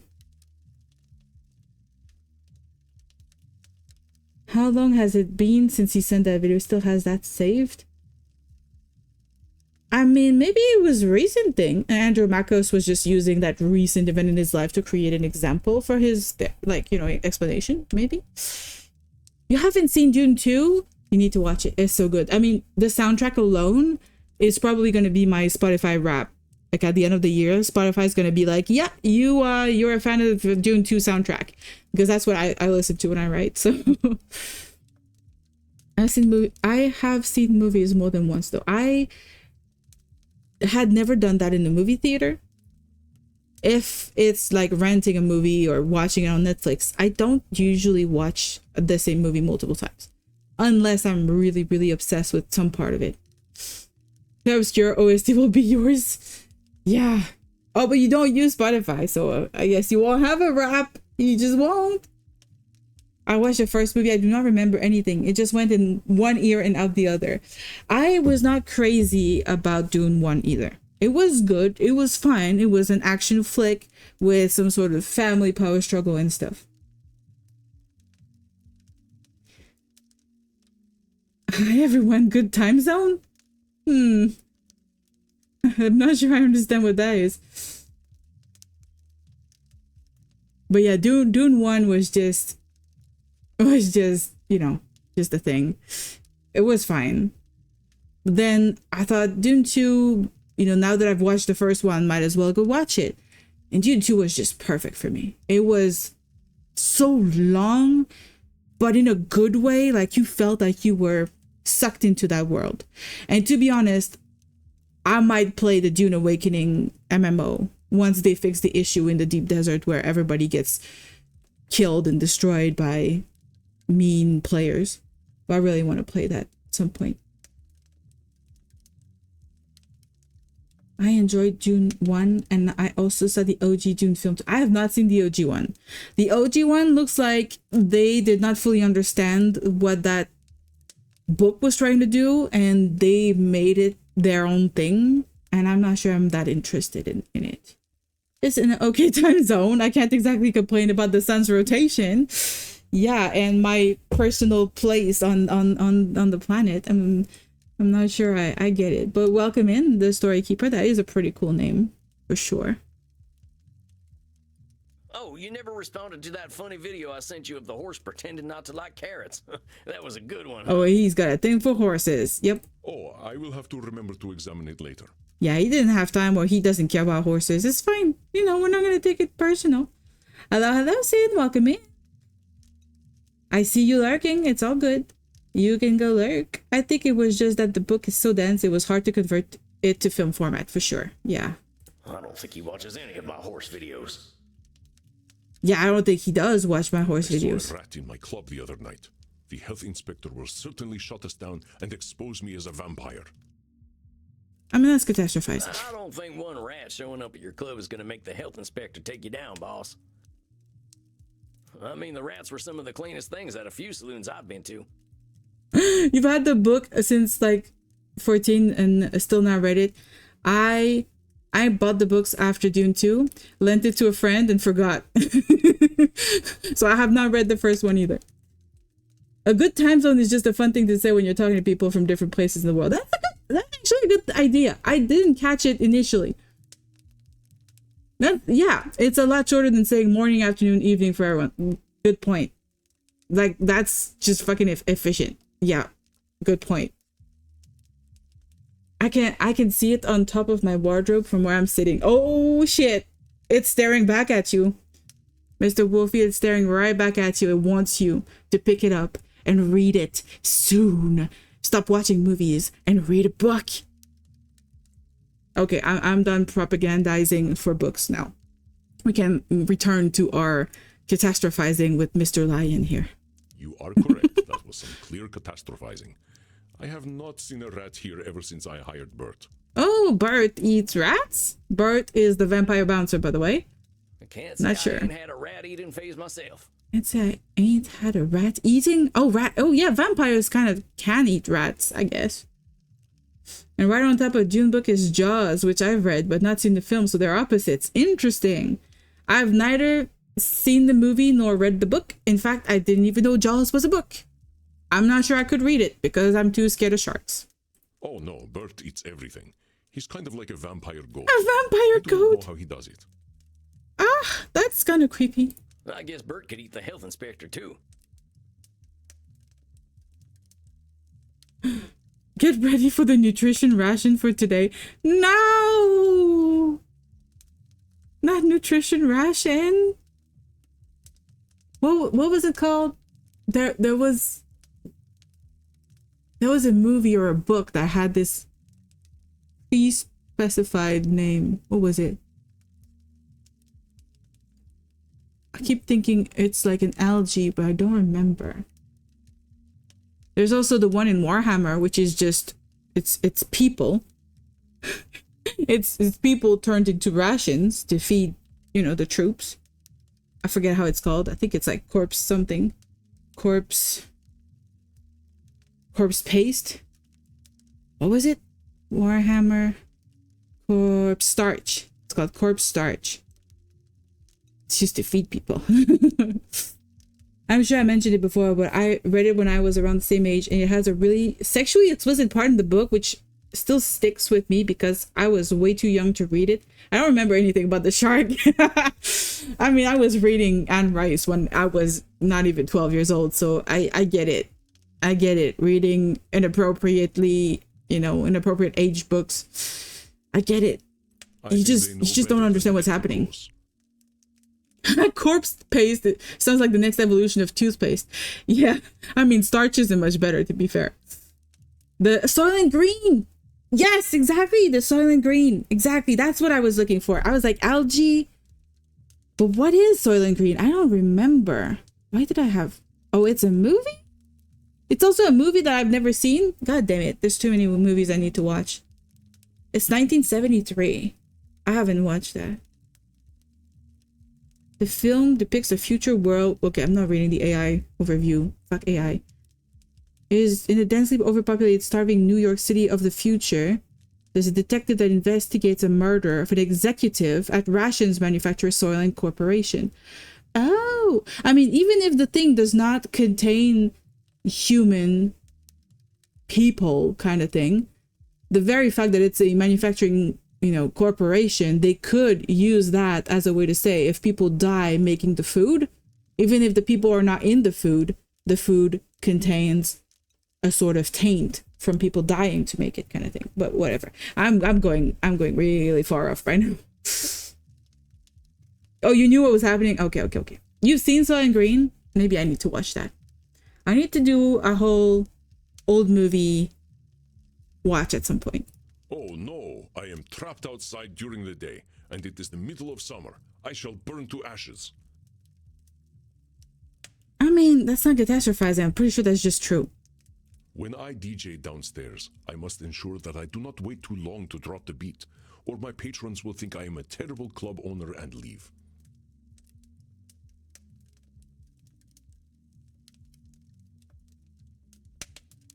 I mean, I think that is catastrophizing. People are not gonna leave.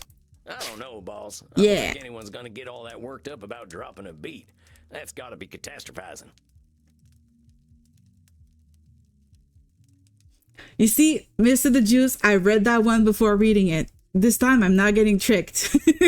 I am not saying all those words together. It's not happening.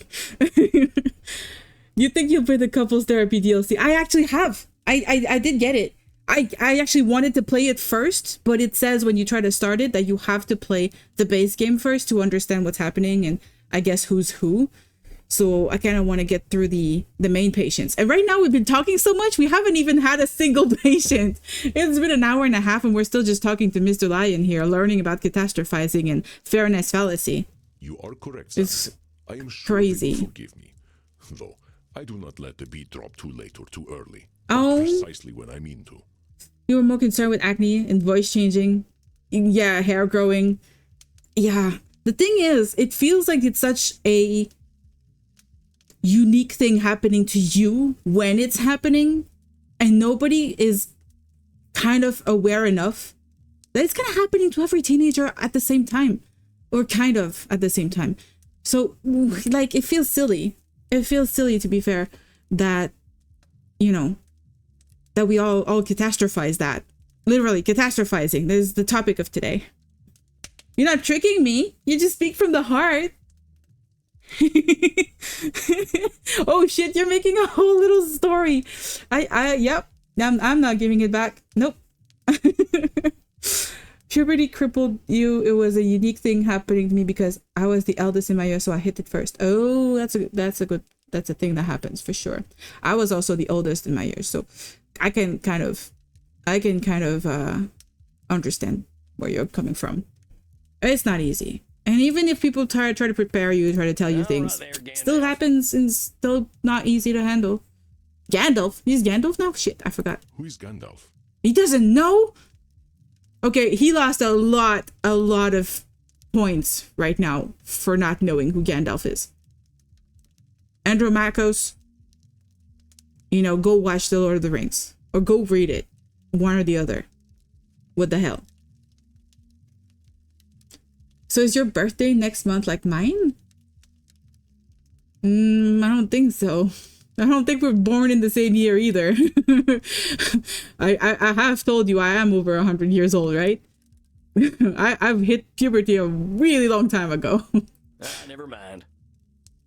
I think I get what catastrophizing is now. It's just hard to see other angles when I see how powerful my ex-gang's gotten, you know? But I know them. You were asking the month, not the year? Maybe they've gotten better at being evil, but... What month are we right now? We're August? Next month is September? Nah. So you're a September Wolfie. I see. That's why I feel this responsibility to help Just them. tell us when it's your birthday. We're gonna have some balloons for you. Now, I know that's a control fallacy. If you want to say, obviously. You don't have to say that sort of thing. I know a lot of people don't want to say those things online. I know that's a control fallacy. Okay. Wanting to guide them out of the darkness is not a cognitive distortion, Samuel. It is a noble aim, truly. So having like goals that are sort of self-aggrandizing is still fine, according to Andromachos. Interesting. I'm just not sure I can do anything. I'd probably just make them worse. That sounds like catastrophizing to me, Samuel. Oh, the school year catchment is end of August and my birthday started September. That's why I was the oldest. Oh. I don't know that it's the same thing here. But I don't really understand how that thing works. I believe that you will help some and be unable to help others, or some may not be ready to be helped. I just grew a lot faster than a lot of people. Like, even when I was like 10, 11, I was always the tallest in my class. Until the guys hit puberty, I was the tallest in all my classes. I reckon you're right. And now I'm the fucking shortest all the time. So just follow that flow of nature. Just know, if you start growing too fast, it might just stop before everybody else is done. And that really sucks. What? You're roughly a month apart? That's cute. You had a friend in my year whose birthday was end of August, so he was basically a year younger. Yeah, we had those issues too where I am, but I don't know what the cutoff point was. But I do know we had people who were practically a year younger and people who were practically a year older. So there was almost like sometimes up to 2 years difference between some people. I think that that's not the smartest thing to do for kids, because then they compare each other and they're really not at the same stage in life because there's such a big disparity between their ages. You are doing exceptionally well, Samuel. I have seen your clients slowly changing the way they look at themselves. I don't know, Andy. Seems like there's a lot of work to do. There always is. That we will have work to do is one of the few things we can truly expect.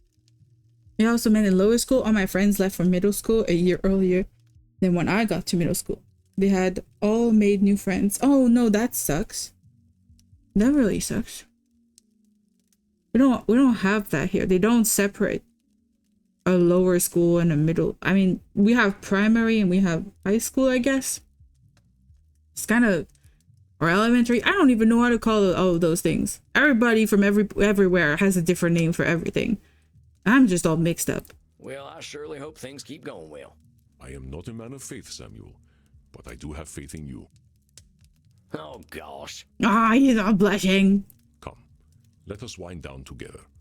Perhaps you'd like to play Settlers of Wallachia with me? Settlers of Catan? Sure, let's do that. That sounds like the kind of Isn't that the quiet name? I'm looking for.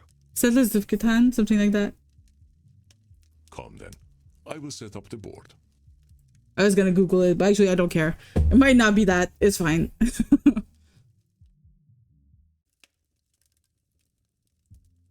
This transition for me always lags. I don't know Feeling why. good about tonight? The way that the curtains close kind of lags every time. I don't know why it does that. It's not the most demanding game in the world. You have a preschool, lower school, middle, and then high school. Unless you're at like a boarding school, and it's usually just one. You do all of that at one? That must suck. You see all the same teachers, all the same people forever, from like the youngest age to like adulthood. That sounds like a lot. Honestly, yeah. I think Dr. Drayne's starting to accept himself. That's what this is all about, ain't it? Oh, Dr. Drayne, the one who has the Dr. Jekyll and Mr. Hyde complex. He's the one who thinks he can not be responsible for his own actions by pretending that it was done by someone he has no control over, like a side of him that he has no control over. We'll see how he goes. I have a feeling we're going to see Mr. Hyde, or what was it, his name? Lord Luridus. We're going to see Lord Luridus come out today, I hope. I miss him. He was entertaining. It's also separated by gender, so it will be an all-boys boarding school or girls. That, to me, sucks. Like, I think it's not a good idea to do that, to separate boys and girls, because you're making people who are not as socially comfortable with the opposite gender afterwards in society.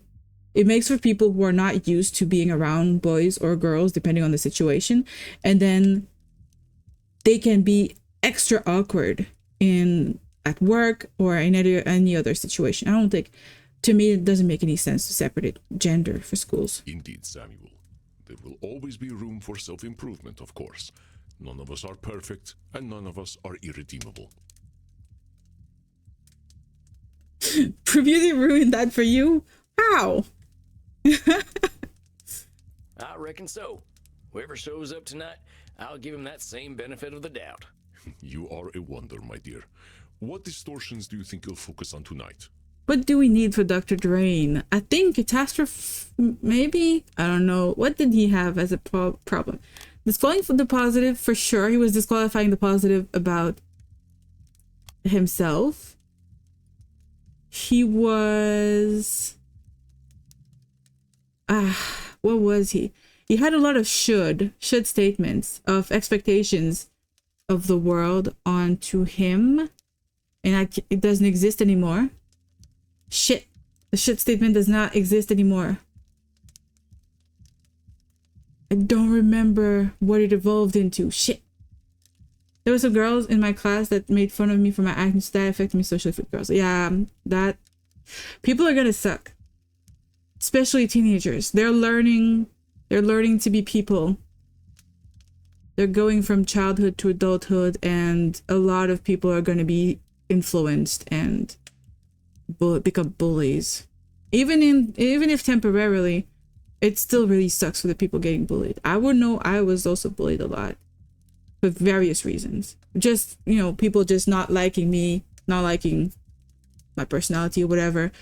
It led to a lot of bullying, so that does affect you. It affects how you feel, how you, like any sort of confidence in yourself that you can try to build as a teenager. That's the time you're supposed to do it, and that makes it a lot more difficult. It's weird because I got asked out multiple times, but I guess we focus on the negative experiences more. That is true. That is true. That the human brain does tend to remember more strongly negative stuff because we're trying to avoid those things repeating. So I think it's natural. It's our brain trying to protect us. But yeah, I think always right makes sense with this guy. And his control needs are pretty big. I think catastrophizing might make sense too, because the reason why he's got this control fallacy is because he's afraid of losing control if he gives in. Like if he has sex, he thinks he's going to become a sex pest or something. Like, so I think that makes sense. That makes sense for this guy. I think these are the ones that are likely to come up. They all do, one way or another. We are wildly irrational beings, my friend. But I will leave you to Dr. Drayne.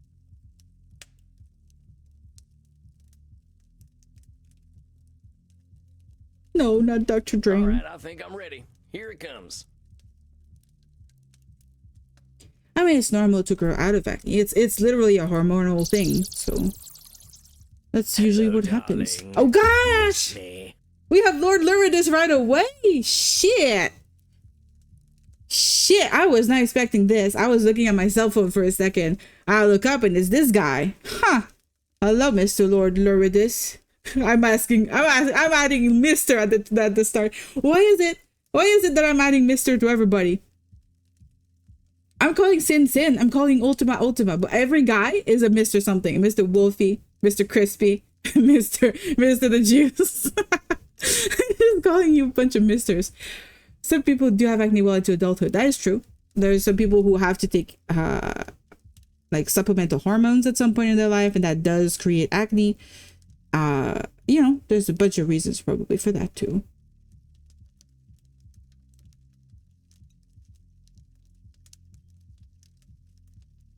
All right, so we're gonna handle this Mr. Luridus in a second. But yeah, I got an email saying that my boba is on the way. I'm so happy. Senior Juicy Sack. That's how you call him. That's how you call him. I'm not calling him that. Oh boy. You made that nickname. We're gonna have a civilized meeting this time, or are you gonna break them fangs out? I'm going to do exactly what I want to do. And you know what? You're going to love it, American. This guy, he's like the streamer girl. He doesn't care about boundaries. You know, dude, I'm not gonna love it, and you're gonna not do whatever you fucking want. This is therapy session. There are rules to follow. Lord Luridus is iconic. He is. The first time we saw him, it was a thing. I mean, he's not great. Andromycos is much better.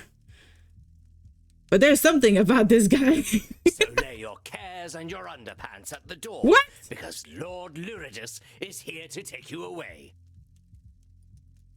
What? Well, I guess Dr. Drayne's back on the stuff again. I guess he is. Why don't you ask the little worm yourself? Oh, Doctor, your master summons you. Hello, Sam. Oh, they're both kind of taking turns? Doc, what's going on here? Why is Lord Luridus calling himself your master? Yeah, what the hell? Because that's what he is. You've helped me accept that, curse you.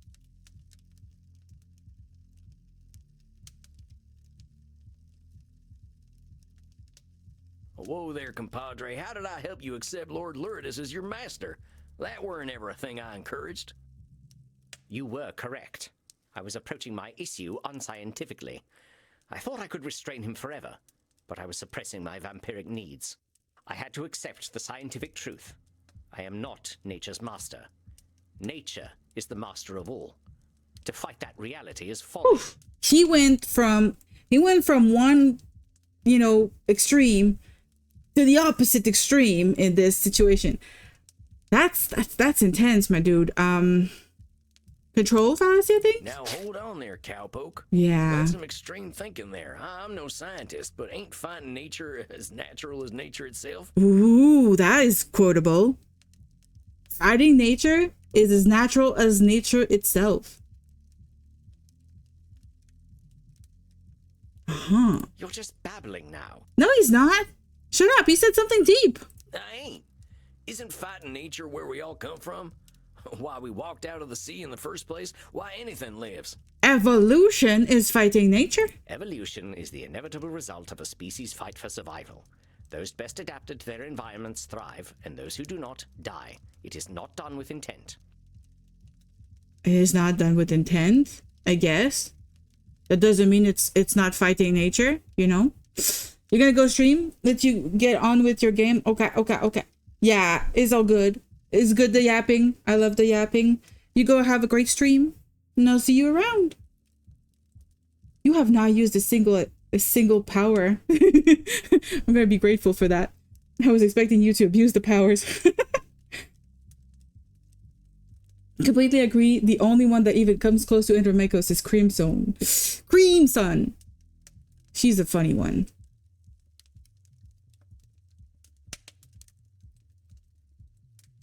Yeah, but them species are fighting nature, ain't they? And I like fighting is what Crimson, makes them but what I don't they know are. if I like her as much as Andromechos personally. I don't know. I think I like the streamer girl more because she's stream. She's interesting. A simplistic interpretation, though I suppose not inaccurate. But still, I realized that I was suppressing a great part of myself. I did as you instructed, you know. You did not. You went further than instructed, my dude. You literally called the part of yourself that is wild and chaotic. You let it call itself your master.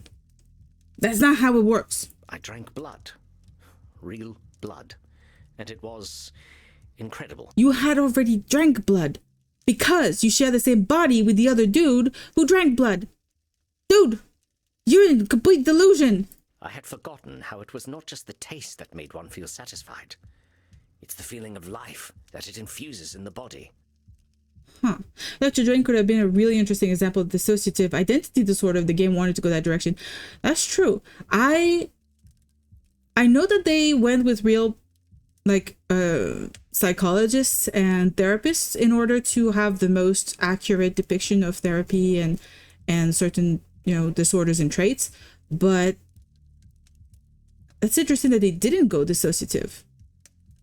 It kind of is and it kind of isn't. Because typically the dissociative identity disorder thing, I don't know if it's still, that's the ID, that's how it's called, yeah. Most people say the ID, I think. That it's mostly a reaction to trauma. It's the brain protecting itself. This guy has not told us anything that was traumatic about his life. So I have a feeling, well, maybe being a vampire and having to drink blood, maybe that's traumatic. I felt strong. But also confident. Above the petty worries and squabbles that come with mortality. An interesting thing about this game is that they do not give any sort of labels to the patients. They don't say this person has this disorder or this person has this trait. They show those elements of those disorders and various mental illnesses, and they don't really label it. And I think it's intentional. They did the same thing with the actor who's super narcissistic. Like, he is, in my opinion, beyond help at this point. I really just hope he's going to get a big crash to his ego and he's going to need to work on himself. That's my hope for him as a patient. I'm not a therapist, so I'm not, you know, I can't say that guy's really a narcissist, but he is. And the way that Andromechos talks about him, he says he has narcissistic tendencies or he has narcissistic behaviors. He never labels him with the title of it. So I think they did the same thing with him, where they don't say he has DID, but they're showing something that is very much akin to DID for sure. I felt like a vampire, like the base creature that I truly am. What choice had I but to welcome the truth? I am a slave to my nature. Slave to my nature, and Luridus is his nature. It's very black and white. So you see, I am his master. I always have been, and I always will be. Just as I told you, therapist. He's just so full of anger, this dude. The same dark master lies within you. You know this, don't you? I can see him behind your eyes. Oh yes, you cannot hide him from me. You cannot hide the blood, the screaming, the power you felt when you stripped the life and dignity from those pathetic mortals. I know your thoughts, my leather-bound friend. I know what you crave. Lie back, and I will give it to you. You poor, pathetic creature. You cannot even accept my gifts, can you? You wear the American flag as your chastity cage. Where's the American flag? I don't see it. 1.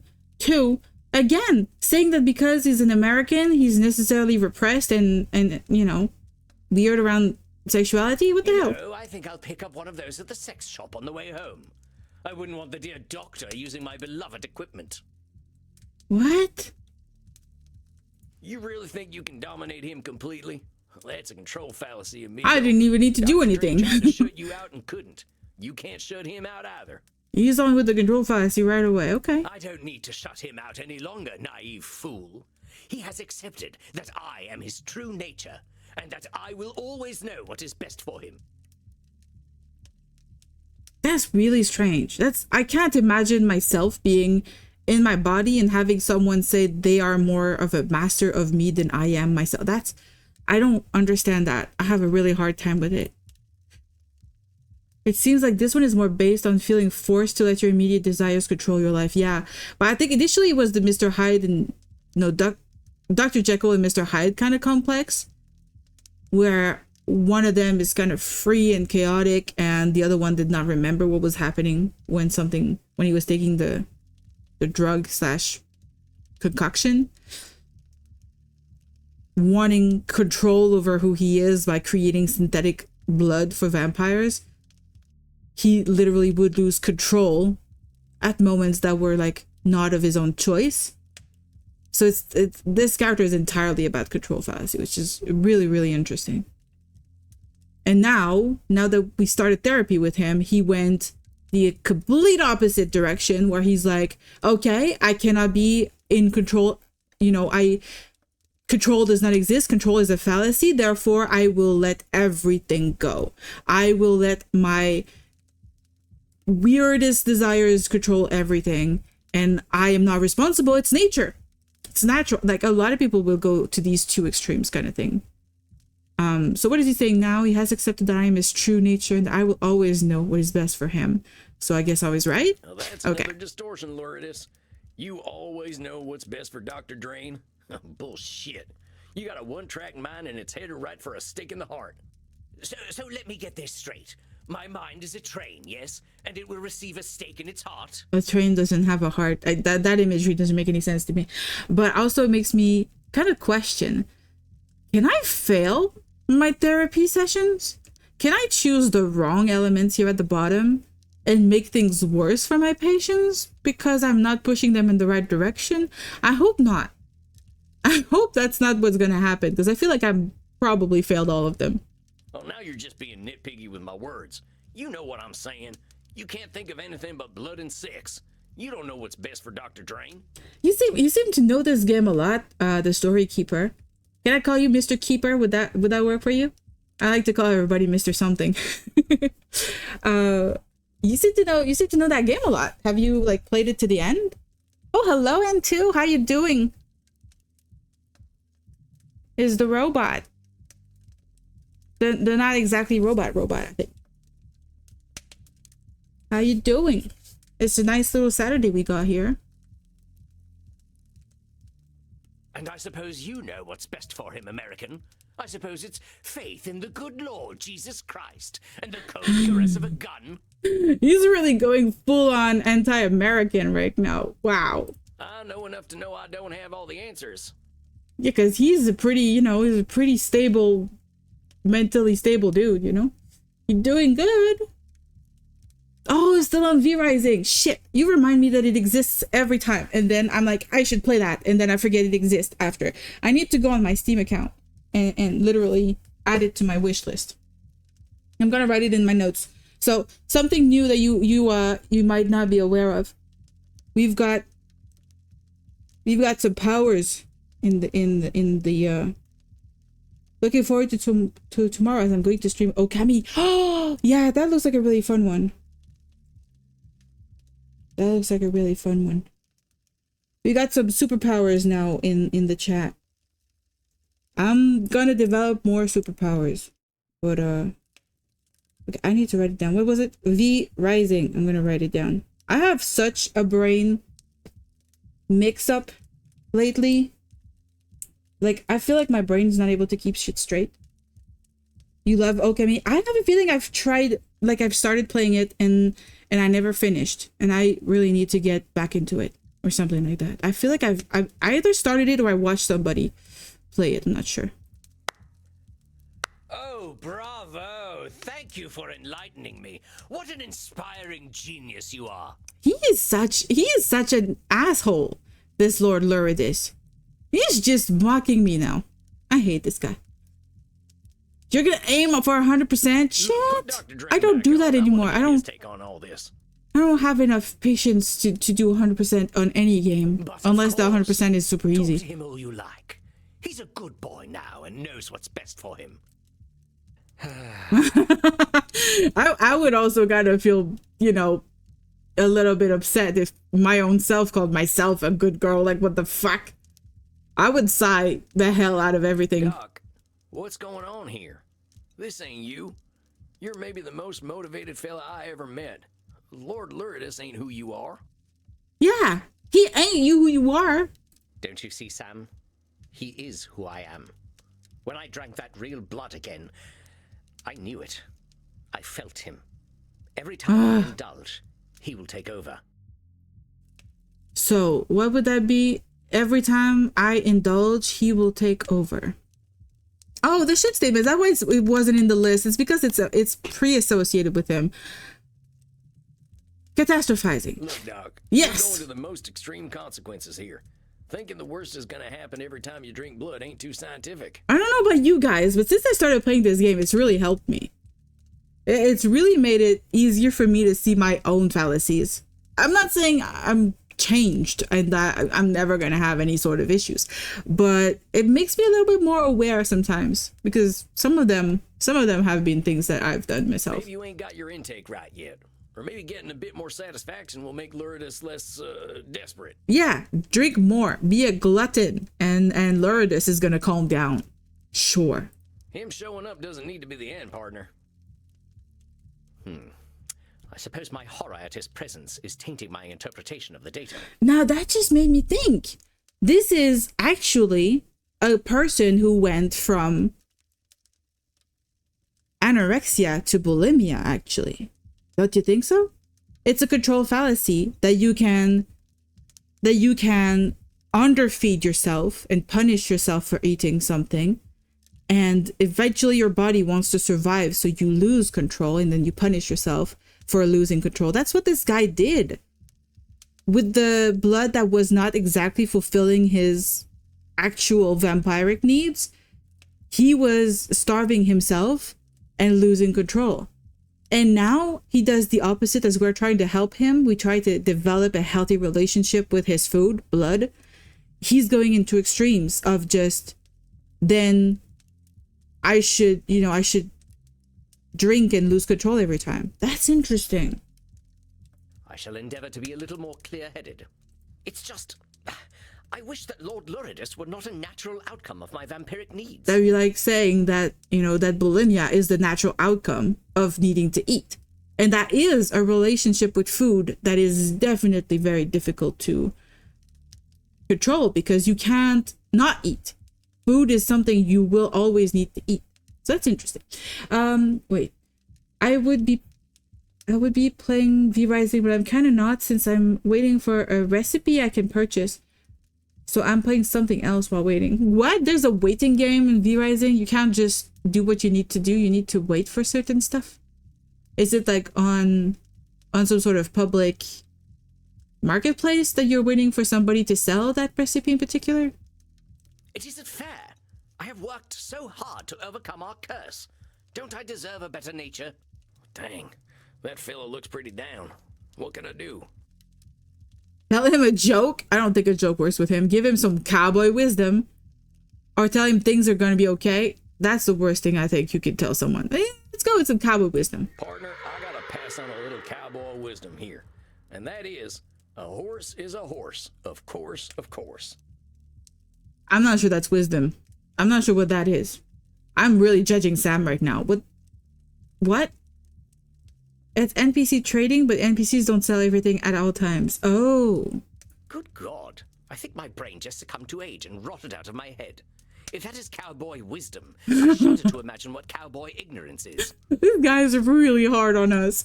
He's hard on himself, but he's hard on us too, goddamn. He needs to chill a little bit. I'm serious. Tell me, Doc, what is a horse? What is a horse? Equus ferus caballus, an ungulate of the family Equidae. Herbivorous perissodactyls, they... No, I didn't say classify a horse. I asked what is a horse. What is What a do you horse? mean, what is a horse? I'm asking just that. Don't describe it, just tell me what's a horse. What the hell are you saying? A horse is a horse. There you go. Of course. I'm sorry, when is the sunrise today? I think I should like to meet it. Oh no, don't say that, Mr. Drayne. And what are you, Dr. Drayne? Dr. Drayne, sorry. I'm a vampire. And a vampire is a vampire. Of course. So what would you tell a friend who's feeling bad about being a vampire? Oh, you tell a friend? I would tell them that it is ridiculous to feel bad about what they are. Yeah. Well, let's soften that up a little. I would tell them there is no reason to feel bad about what they are. That's the best therapy trick ever. Tell the person who's being harsh on themselves to imagine that they have to tell that harsh, truth or advice to someone else that they're a friend with. It's like we don't treat ourselves like friends. We don't treat our own selves kindly. We are very hard on ourselves. But on other people, we would not do that. No, because if it's a friend, I'm going to be kind about it. I'm going to be nice. I'm going to be gentle. I'm going to say it in a way that doesn't hurt their feelings and helps them, keep going. So if we pretend that we're our own friend and give ourselves advice, it's really a good trick. I think it was last time, I think it was Wolfie who mentioned that he does that. Or he mentioned something about it. Or maybe it was you, Mr. The Juice. I don't remember. You don't need the recipe, but you want it. You'd farm the materials to randomly unlock the recipe I don't have, but I don't want to farm for those materials. Yeah, I hate farming in any game. I hate when you have to just do the same thing repetitively. That's my issue with Palia right now. It's a game that's like super repetitive when you have to go grab all the resources and everything. It's okay. It's not bad. It's just I need to do something else with my brain if I have to be doing something that repetitive. Probably Wolfster. Okay, you didn't say it. Okay, so it was Wolfster. I think it was him who said like you can write a letter to yourself, but you pretend that you're writing it to a friend, and then you read it, and it might help you. I think it was him. I think it's very good. It's a very good advice. I should probably do that sometimes. So why don't you tell yourself that? I am also him. I have a hard time being kind to You all myself. right there, partner? Just give me a moment. Okay, we're giving you a moment. Now. Dr. Drayne, there is no reason to feel bad about what you are. Yeehaw! Now that's what I'm talking about. Please tell me you did not just yee-haw during my breakthrough. I think he did. I think he help it. did. I'm proud of you, Buckaroo. Buckaroo. Oh, yes. Dr. Drayne should be very proud of who he is. You forget, my little gun fetishist friend. I am Dr. Drayne. I am the truest part of him. And you have no idea what depravities I've been up to, what uncharted places I have explored with my tongue alone. Ooh, okay. And it's all Dr. Drayne's fault. He made me feral. He did make you feral, but I don't think it was his fault. Exactly.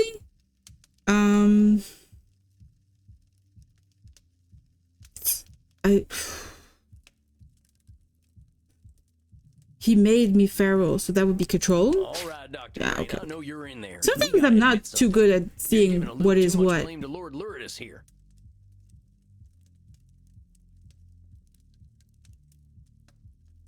You can control this guy, but because you're blaming him, you're giving him a pass to be depraved. Wow. That's not why he gives me a pass, darling. It's because he loves depravity. I mean, you're exaggerating, my dude. The murderous little pervert can't wait for me to take over. I should be so proud of how filthy he is. You know why he loves it when I take over? That feels really, really weird to be listening to on stream. Seriously, this guy's intense. Because it feels good. He knows that because he feels that delicious blood euphoria. It is because that is what he is meant to feel. I have a message in my professional email from me to me, always spin to the top, featuring a quote of wisdom to be kind to myself and take the time for me when things get stressful. I don't open it very often these days, less stress really, but there was a time that I read it weekly. Wow, that is a really cool idea though. That is a really cool idea. I mostly ever left notes for myself about writing because sometimes I would get so worked up about writing in general that I would not write for fear of writing the wrong thing instead of writing and fixing it later. And so I would leave post-its around my desk and my screens, like writing is rewriting, or like stuff like that. Like you can't edit nothing. You need to write something before you can edit it, that sort of thing. So I can see that, like leaving post-its for yourself, for your future self, to be kind to yourself is a good idea. I made mistakes. Shit. And two, what? I'm waiting in V-Rising. I'm waiting in my side game. I'm now double waiting. I'm gonna go grind in V-Rising. At least you would be doing something. Yeah. At that point. No, you what? unfuckable wretch. Dr. Drayne should not be proud of me. I'm sick. I'm twisted. I am a filthy motherfucker. Or I would be, if she weren't long dead. Actually, I wonder where old Mum is buried. Okay, right now Lord Luridus and Dr. Drayne are kind of talking out of Lord Luridus. Because these things, if it's Dr. Drayne talking, being hard on himself, interesting. You know, he thinks his mother died of old age. But you know what I think? I'm getting mixed up here. She died of shame. Because she knew I was her real son all along. Huh? Oh, admit it. You know what Dr. Drayne is. No matter how great a scientist he may be, Dr. Drayne is a creature of pure shame. That is the essence of his being. That is what makes me so strong. I ain't gonna deny our man Dr. Drayne is feeling a lot of shame, but that don't define him. He's lots of things. Yeah, that's labeling, dude. He's dang smart. Incredibly knowledgeable fella. He's pretty funny sometimes. Got that real British type of humor. The real British type of humor, that is a thing. And he's real determined. I ain't never seen anyone work toward a goal like him. He's a hell of a lot more than shame. Do you remember how I told you I didn't have a gag reflex? I believe I might have been wrong. Why, I believe you've inspired something in me. I can add a new sentiment to my feelings about your little doctor. Pity. Tisk, tisk, tisk. Such a shame.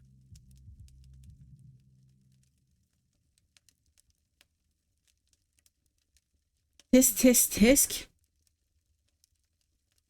Who says tisk, tisk, tisk? Now why must you deny the poor little worm? It's not about denying. If he loves science as much as he pretends to, he knows that I am inevitable. He should give in to me. It ain't up to you to decide what Dr. Drayne should or shouldn't do. Yeah, we're gonna cut him off. All them shoulds were the thing that made him lock you up in the first place. They're what made him afraid and ashamed, because he was always thinking about what he should be or do. Of course, they were his own creation, but he cannot help it. He knows in his heart that he should... Lord Luridus. Oh, he's taking control. Did I give you permission to speak, my little worm? Shut up. I don't need permission. There. I just wanted to tell you something. Oh, he wants to tell me something. Well, go ahead, darling. Tell me something. I shall remember it when I'm shagging a football fanatic in a dumpster. What? What is happening here? I have no idea if what I'm about to say is healthy, but I have spent a lot of time separating different parts of my mind from my view of me. I view what is me as just a small part of my mind, but I have an easier time viewing negative thoughts about myself as words from someone else. I think it's healthy. It sounds like a healthy thing. It sounds like it's a way for you to separate yourself from your thoughts of yourself, and I think I think it's the right thing to do, because your thoughts of yourself, and any thoughts, in fact, that everybody has, most thoughts that we have are not truths. And that's something you gotta learn as you grow older. Your thoughts are not truths. You're not supposed to say everything that goes through your mind out loud to other people, because you know some things that we think sometimes are reactionary or based on things we grew up with or some things like that.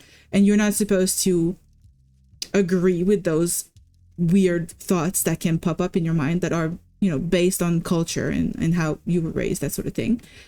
And so being able to say, I'm not going to say those things out loud because this thought is not me. This thought is just the result of my upbringing or where I live or the people that raised me, that sort of thing. It's also important to do it with yourself, to be able to separate yourself from your thoughts about yourself, because those thoughts are also not the truth. Those thoughts are the result of your upbringing and, you know, what people have said to you in the past. Like an example, someone calls you ugly when you're, you're growing up, you're a teenager and there's bullies and they call you ugly, let's say. If you take it to heart, you will also have that thought at some point because somebody said it to you. That is now a reality in your mind, and you can have that thought of, I am ugly. But that thought is not the truth. That thought comes from what that person told you, and you're able to separate it. I think it's healthy. Like I'm going deep into this, but I think it's a healthy way of doing it. I don't know if it should be entirely separate parts of your mind. I don't know about that. I view my instinctive thoughts, the thought that force themselves into focus, as a different part of my mind talking. Yeah, exactly. I view my anxiety or other strong negative thoughts as a different part of my mind. Yeah. I think that's healthy. I accept you. I mean, I'm not a therapist. I am not licensed anything. If ever you have questions about that, then you really want to have a professional opinion, I encourage you to go check that out. But at least from this really surface level, discussion we're having right now, it sounds like it's pretty healthy. Seems like it probably helps you, and that's what matters, really. What do you mean you accept me? You cannot accept me. I am your nightmare made flesh. I am the reflection in the mirror you cannot see. I kind of like him like this. I like him losing his cool and his confidence. He's angry and doubtful now. I like that. He deserves it. Nevertheless, I accept you. I accept your bloodlust. I accept your violence. Wow, I think we're done treating this guy. I think he's going to be pretty good after this. You accept my cock. Yes, I accept even that. I will not deny you any longer. But as you are me, I am you. Yeah. I take responsibility for all your actions. I shall feed you and nourish you, and you shall live by the Hippocratic oath I have sworn. Ooh, reining him in, making sure that the natural part of him is not under control necessarily, but is just acknowledged. That's interesting. I like that. Dare you to try, you sniveling. No, I do not need to try. I think that's exactly what he's doing. He's separating his instincts and his thoughts I accept you from his actions. I think that's cool. And I love you all the same. God, I'm not sure I would say I love you to myself like that. That's interesting. Curse you both. You sicken me. You do not sicken me. I accept you. It has helped me be able to actually talk with those parts of my mind, like how Drayne talks to Luridus. Not fully, but similarly. Yeah, I get what you mean. Like, just talking to yourself. I think everybody does it. A lot of people don't want to admit it somehow, but everybody does it. You have to talk to yourself. You have to say, you're not supposed to be spending this money on this because you said you would spend the money on that, kind of thing. Like, you need to talk to yourself. That's how it works. No. If we want to keep ourselves, focused on our goals. I speak and listen to how my feelings respond. Yeah, that's interesting. I might want to try that. I don't think I've ever tried that. No! Are we killing him? He's gonna die. He's gone. Dr. Drayne? Are you all right? His evil self fled as a bat. Yes, Sam. I am fine. You look fine. I feel fine. Magically It's a cured. very new feeling. I'm not sure I know what to do with it. He's cured. I can't believe I'm saying this, but Took 4 sessions. you want to go down and dance in the club? No, Sam, you said you would never dance. No. Sam is not supposed to dance. Dance? Would I like to dance? No, you're not supposed to dance with the patients. Yes. Yes, I would like to dance. Let us dance. No. Drayne, you go dance on your own. Sam is not a dancer. He said it before. I was hoping you wouldn't say yes, but let's go, partner. Oh no, why? Why'd you propose something and hope that the person doesn't say yes? That's silly, Mr. Sam. Come on, Sam. Let us cut rugs. What is happening? What is happening? Wait. We took notes? No, wait. He's the first client. Oh, there it is. Huge breakthrough today. Dr. Drayne accepted Lord Luridus and all his needs. I think it's going to be smooth sailing from here on in. Dr. Drayne figured out that Lord Luridus's needs aren't bad or good. Dr. Drayne accepted that he's a vampire and that comes with certain realities. Going forward, I think the important thing is making sure that Lord Luridus comes out in healthy ways. I don't want to see Dr. Drayne digging up his mother or nothing. God damn. Yeah, I was ready to ignore and forget that part of it. It's nice to see Drayne doing better, right? Let's go see that. Cut rug. Let us cut rugs. Is that a word for dancing? I ain't much of a dancer. Are we gonna see some dancing? Neither am I, but dancing is what I feel like doing. I guess we're dancing then. Are we gonna do like a little cowboy dance? Now, what the hell am I looking at? Don't judge, Crimson. Don't judge. He's laughing at us. Bert, you be nice. No, you be nice. Ah, shit. I guess that explains why Sam doesn't dance. And they're not even showing us. Crimson, most dear, have you seen Samuel? I usually check in with him after a session, but he has disappeared. Check it out, Sugar Blood. Sugar Blood. Now that is a cute little nickname here. What? What is he doing? I think he's goth square dancing. God, square dancing. Interesting. So he is. Stop laughing, Mr. Bird. We should not laugh. Now circle right and do-si-do. What is happening? Asking somebody if they want help. Do something but not wanting to actually do it is so relatable. That I'm being nice, but now that I think about it, I really don't want to do. Yeah, I do that all the time. I do that all the time. But then you've offered up, so you have to go and do it. You have to go and dance. But then again, that is a should statement. That's pretty much the dinner I have today with colleagues. I don't usually stay close to colleagues, like people I used to work with, that kind of thing. And I mean, we got along nice enough, so they were like, oh, let's have like a girls' night stuff. Let's go to a restaurant. And I'm like, sure. Can we make that in 2 months' time so that I can prepare mentally for that? And then, you know, the 2 months' time is coming around now. And now, you know, I'm going out to dinner when I don't really feel like it, but I'm gonna kick myself in the butt and I'm gonna do it because I said I would. But I didn't know where I was gonna be 2 months from the time I agreed to that. I would prefer to be working on the stream, but I guess at some point I need to not be working on the stream all the time either.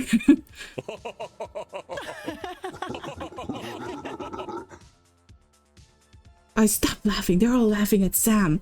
Sam's never gonna want to go back to dance, you know, in public. The master therapist once again enters his domain. Good evening, Samuel. Oh, come on, Andy. I'm just the right cowpoke in the right place at the right time. Disqualifying the positive again, Mr. Sam? A cowpoke who has a habit of disqualifying the positive. Yeah. It is ungracious to deny a compliment, my dear. You are an excellent therapist and an inspiring dancer. No, you don't refer to the dancing. The dancing did not happen. You're supposed to pretend. It never happened.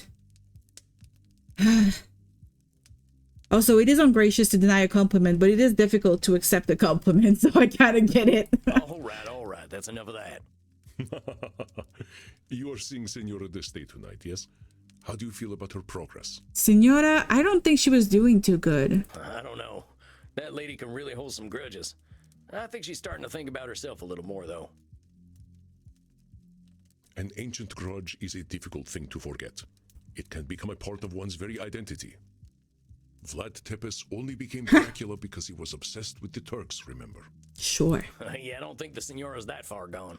Do you feel you are prepared for whatever distortions she might bring today? I am not prepared. Well, let me think about that. I don't remember. Okay, she got the control fasty because she thinks she can control other people. Makes sense. What did she have? What are examples? I don't remember. She was disqualifying the positive. She had a lot of Nosferatu thinking, but I think it could also be catastrophizing. We could bring that one with us. Last session with everyone? You mean like a group session? That would go crazy.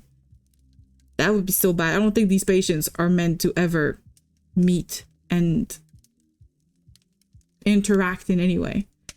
I think blaming. She is blaming her ex-husband a lot. Maybe always right. She did feel like she felt like she was always right. All right, filled my chamber. I'm ready to go. All right. I don't remember people being like this about crossbows. Well, you can take the cowboy out of the West, but you can't take the West out of the cowboy. So Sam can't catch a break. Maybe the last stage is you pointing out how the pressuring makes him feel. I hope it does. I really hope at some point they will address how much of this is kind of out of his control and people are kind of pushing his boundaries and not really respecting him. I think it will be the last session for everyone. I think you're right. So it would seem.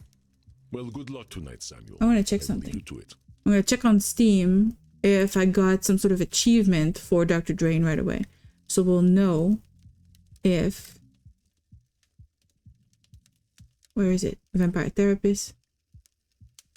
Yeah, help Dr. Drayne find himself. So harmonious healing. So we did get an achievement for that.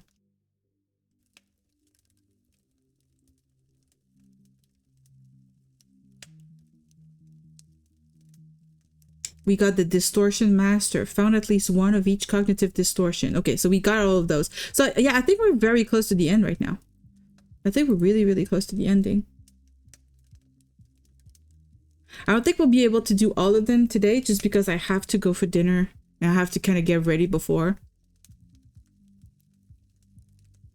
But at least Signora D'Este, we should be able to get her. All right, deep breath, Sammy boy. Here she comes. Maybe another one after, I'm not sure. Bonanati, Signora. Bonanati? Dude, you can't speak Italian. Stop trying. What? It's Italian. I thought I'd learn how to say hello to you properly. Bonanati. No, I cannot repeat. No, do not repeat it, lady. I appreciate your attempt to speak in my language, but please do not attempt to do so again. Good evening. We'll do fine. I'm not gonna read it, Mr. the Juice, but you're right. That's what it sounded like. I was like, why does it sound so bad? And I couldn't put my finger on it. You did. You put the finger on it. Goddamn. Good evening, Signora. Yeah, that's better, Sam. I can say that. Good evening. That's easy to say. I apologize. Cannot be misunderstood. I am feeling delicate tonight. What do you mean by delicate? Like sensitive? What's going on, Signora? The realization that I am merely a repulsive, angry old woman becomes disappointingly clear. It weighs upon me in more than one way. Okay, weighs upon me in more. Okay. This can't be coming from nowhere, Signora. What's the deal? Last time we were talking, you seemed to be feeling pretty good. Yeah, she was supposed to paint a bunch of centaurs. She was supposed to give in to her weird furry kink thing, right? Okay, I should not judge. Let's remove the weird from what I said, but still, you know? Want to know I am disgusted with myself here. Hello, Excalibur. How you doing?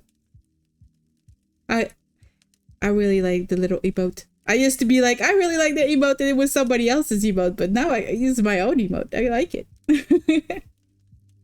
Maybe the hat is the thing weighing on you. Can you imagine? There's probably rocks in the hat or like something to keep it that big. It's probably heavy. You're right. Whoa. Ooh! She did some good work here. She's good. Yeah, that's a really nice centaur. I know. It is terrible. Shut up. I wouldn't say that at all, Signora. In fact, I think it's beautiful. It kind of looks a little bit too much like him, though. he's got the chin thing. He's got the sideburns. He's got the white in the darker hair. That is him. And he is joined with the horse. And he's obsessed with horses. This is him. Her kink is not centaurs. Her kink is her therapist. I'm not a narcissist. I admire the artist's work. That's what's happening. The artist did some great work. And I really appreciated it. In fact, I went back to the same artist and asked for 2 more emotes. I was supposed to do 1 more emote because I said during the first stream, since I got affiliate, I said for every time I would like spill the bucket in the crime scene cleaner game, for each time would be a new emote that I would get. And then I went to the artist and I was about to order the 1 emote because we only spilled it once. And I just thought it's kind of silly to like order just 1 emote. So I went for 2. Just because. Also, Sam's old school persona, that could also be that. That could also be the thing. I can tell you put a lot of love into this thing. Yeah, she did. It is an entirely juvenile effort. There is nothing redeemable about this rubbish. I think you're being a little harsh there, Signora. I ain't capable of drawing anything half that good. Yeah, me neither. Fuck that. You will see very shortly one of my own drawings because I'm planning on making one of the reward things. You know, that a thing that I draw, and you're gonna see just how bad it is. You're gonna see how horrible it is. You got some sense of what you're doing. I think you're focusing on your weak spots when there's a lot of good here. Per favore, look at his abdomen. What is that? It looks like an insect's thorax. You're very harsh on yourself, lady. What are you even talking about? Well, you might have been a little indulgent with the abs, but there's nothing wrong with a little indulgence. I call it style. It's not what. It's not overindulgent. It's perfectly fine. And I call it trash. God, this lady's hard. No horses. You're a heck of an artist. Then why do I feel nothing but shame when I look upon it? If I feel nothing but disgust, then it is disgusting. Oh, that would have been another. That would have been another one. I guess catastrophizing. Shit. Isabella's feeling does not create objective truth. I find her centaur rather adorable, for instance. Objective truth. Always right? Then why do Shit. Isabella's feeling does not create objective truth. I find her centaur rather adorable, for instance. Then I guess disqualifying plastic. Signora, Okay. that's letting your gut make up reality. This is You look at this piece of relatable. art and see trash because that's how you're feeling. How come I don't think it's trash? Hating your own art. That's relatable. Is that what you're relating to, or something else? Disqualifying the positive here. Nobody should do that. We all should know better from playing this game. Oh, dear Sam. I mean this in the kindest way I can, but you are an asino. What the fuck is that? An idiot? I'm thinking asino is very similar to asinine, and in English, something when it's an asinine question, it's like it's a stupid question. I'm guessing that ain't a good thing. It is a donkey. Oh, it's a donkey. Oh. It also fits with ass. What is the thing? There is another word for donkey, right? Shit, my brain. Donkey synonym. An ass is also a donkey. Okay, so asino is really an ass, but she was meaning it in the sense of a donkey. I'm getting really mixed up in Italian now. I don't like any of my drawings. Can't wait until they're good, but that will take quite a while. Everything takes practice, but everything that we do as it is good for what we're able to do at that moment. That is something I learned while watching Markiplier. That is something he says. he says he never feels shame about his older videos because they're the best he could do at the time with what he had. And he always put 100% effort and hard work into it. So he does not feel bad about any of his previous projects.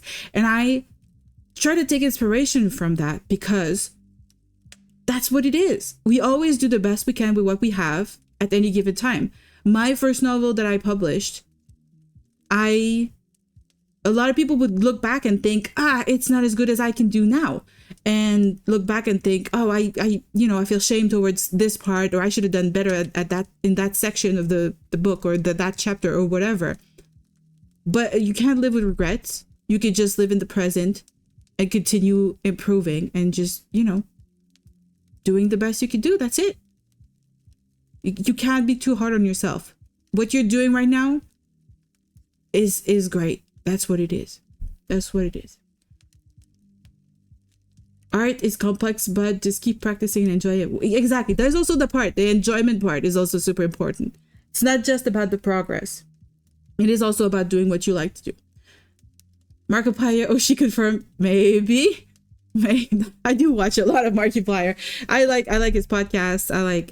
I want to see the movie that's coming up. It's gonna be great. And I used to not even like Markiplier. In his earlier stuff, my sister kept trying to get me to watch his stuff. And I was not there yet. I wasn't really watching a lot of YouTube back then. But then I stumbled on his horror compilation, his horror games, like short horror games. And you can probably see that my inspiration for the Spooky Saturday is a little bit of Markiplier there. That's the thing. I don't enjoy the process. I enjoy the end product, not the process. What? But how can you pursue something you don't like the process of? It's just, I guess in a way, sometimes writing does that for me too, where I feel like writing is like pulling teeth and I have to force myself to sit down, create the kind of, setting so that I'm able to sit down and write and force myself to do it. And I do feel like sometimes writing is not just arduous, it sucks. But then as I'm doing it, it's just the getting to it. But as I'm doing it, I kind of enjoy it though. So I don't fully understand what you're saying there. You keep underestimating my own drawing abilities. So whenever I get myself to draw, I become really proud of how I do. I think it's imposter syndrome. It does that to me when I'm writing. When I'm doing it, I hate it. It's difficult. I find it very challenging. When I edit, I think everything I've written in the past sucks and it just is bad. And then I finish the edits and I reread the story and I'm just like, I wrote this? And I just realized that after a lot of polishing, it gets really better. I wouldn't say it gets good. I wouldn't say it gets perfect. But it gets so much better that I can say I see my own progress. I think it's going to be the same for drawing. I can't believe. That will come a time when it's difficult, it's hard to enjoy. That is true. When it is difficult, it is hard to enjoy. It's a lot of work right now. Is there something you're working on, Excalibur, that makes you this wise on this topic? Are you like an artist? Are you like a writer or something? Is there something that you judge yourself really harshly on and you try to give yourself some encouragement to, or are you just being wise just in general for that don't seem this? Too kind to me. My opinions don't count. In this case, no. Because I am never wrong about art. Never wrong. I gotta challenge you on that, Signora. Yeah. Saying you're always right about art? That can't be true. Art is always changing. I've seen some European art from before your time that was supposed to be perfect, and dang, that baby Jesus always looks about 50. That's a good point. That's a good point, Sam. That baby Jesus in like pre-Renaissance period, they look really creepy. I do it for my streaming hobby and money. Admittedly, I want to get good so that I can make some money by taking commissions. Also, I like having skills. Yeah, wanting to develop skills is actually a very good reason to do it, but I hope you can find some enjoyment in it. I hope that's the case. I think personally, even writing has always been very difficult. And I must admit, initially, my interest in writing was also just being a writer or being an author or being known was the initial thing when I started out. And as I wrote, I started thinking, no, I'm writing for myself. And I think like when I write a story, I don't write it for other people anymore. I write it for myself. I write the book I wish I could read. I write the book I wish was out there being published, because if I don't write it, it's never going to exist, kind of thing. And it's changed my entire way of looking at my own stuff. All of my brothers, my mother and grandmother are all brilliant artists. I've seen them all struggle with it and still make beautiful things. I'm not so good at art. I'm skilled with replication, but not original works. So I feel your struggle. But if you're committed to it, you will get there. Oh, that is really sweet. And they had no sense of perspective. I second Excalibur. He says it better than me. Don't judge your art based on how you alone feel. Feelings ain't reality, and someone else is always going to have another opinion. You are indeed correct. But no one will see this insult to Chiron. Oh, Chiron is her original muse for this centaur, I see. Now, what the heck did you go and do that for, Signora? No, that is the worst thing an artist or a person trying to work on a skill can do. Like, don't ever destroy what you've done in the past. It's important to keep everything. I still have drawings from when I was 10 years old. I still have the first story I ever wrote, which happens to be a Sailor Moon fanfic. Don't ask. But yeah, just keep everything. It becomes really sweet later when you look at it. I did what one should do with garbage. It is better that the world never see such horrors. Such horrors. Signora, if you think there's nothing good about this piece, I think you need a vampire optometrist more than a vampire therapist. Yeah, maybe it ain't your idea of perfect, but heck, what is? If you want to see real horror, ask me to draw anything other than my gun. He's good at drawing. Oh, drawing his gun in the sense of pulling out the gun. Okay. For a second, I was like, he could draw? Just guns? How? That took me a moment. I'm not good with puns, as you can see. I mean, what are you really looking for here, Signora? You looking to bring this fella to life with your brush? You think if you don't produce something completely perfect, it's garbage? That's from back before pencils were invented, right? All ink, then? The drawing we just saw? Wait, I'm not sure. I think the drawing was pencil. Yes. I apply the same standards to myself as I do to everyone else. Leonardo da Vinci once painted an illustration of my city of Mantua for me. It was beautiful. Leonardo had a mastery over art that modern mortals will never understand. But it was full of imperfections. The shape of one of the windows was wrong. The clouds looked slightly unnatural. What? I lit the painting on fire rather than let him embarrass himself. So why would I choose to embarrass myself?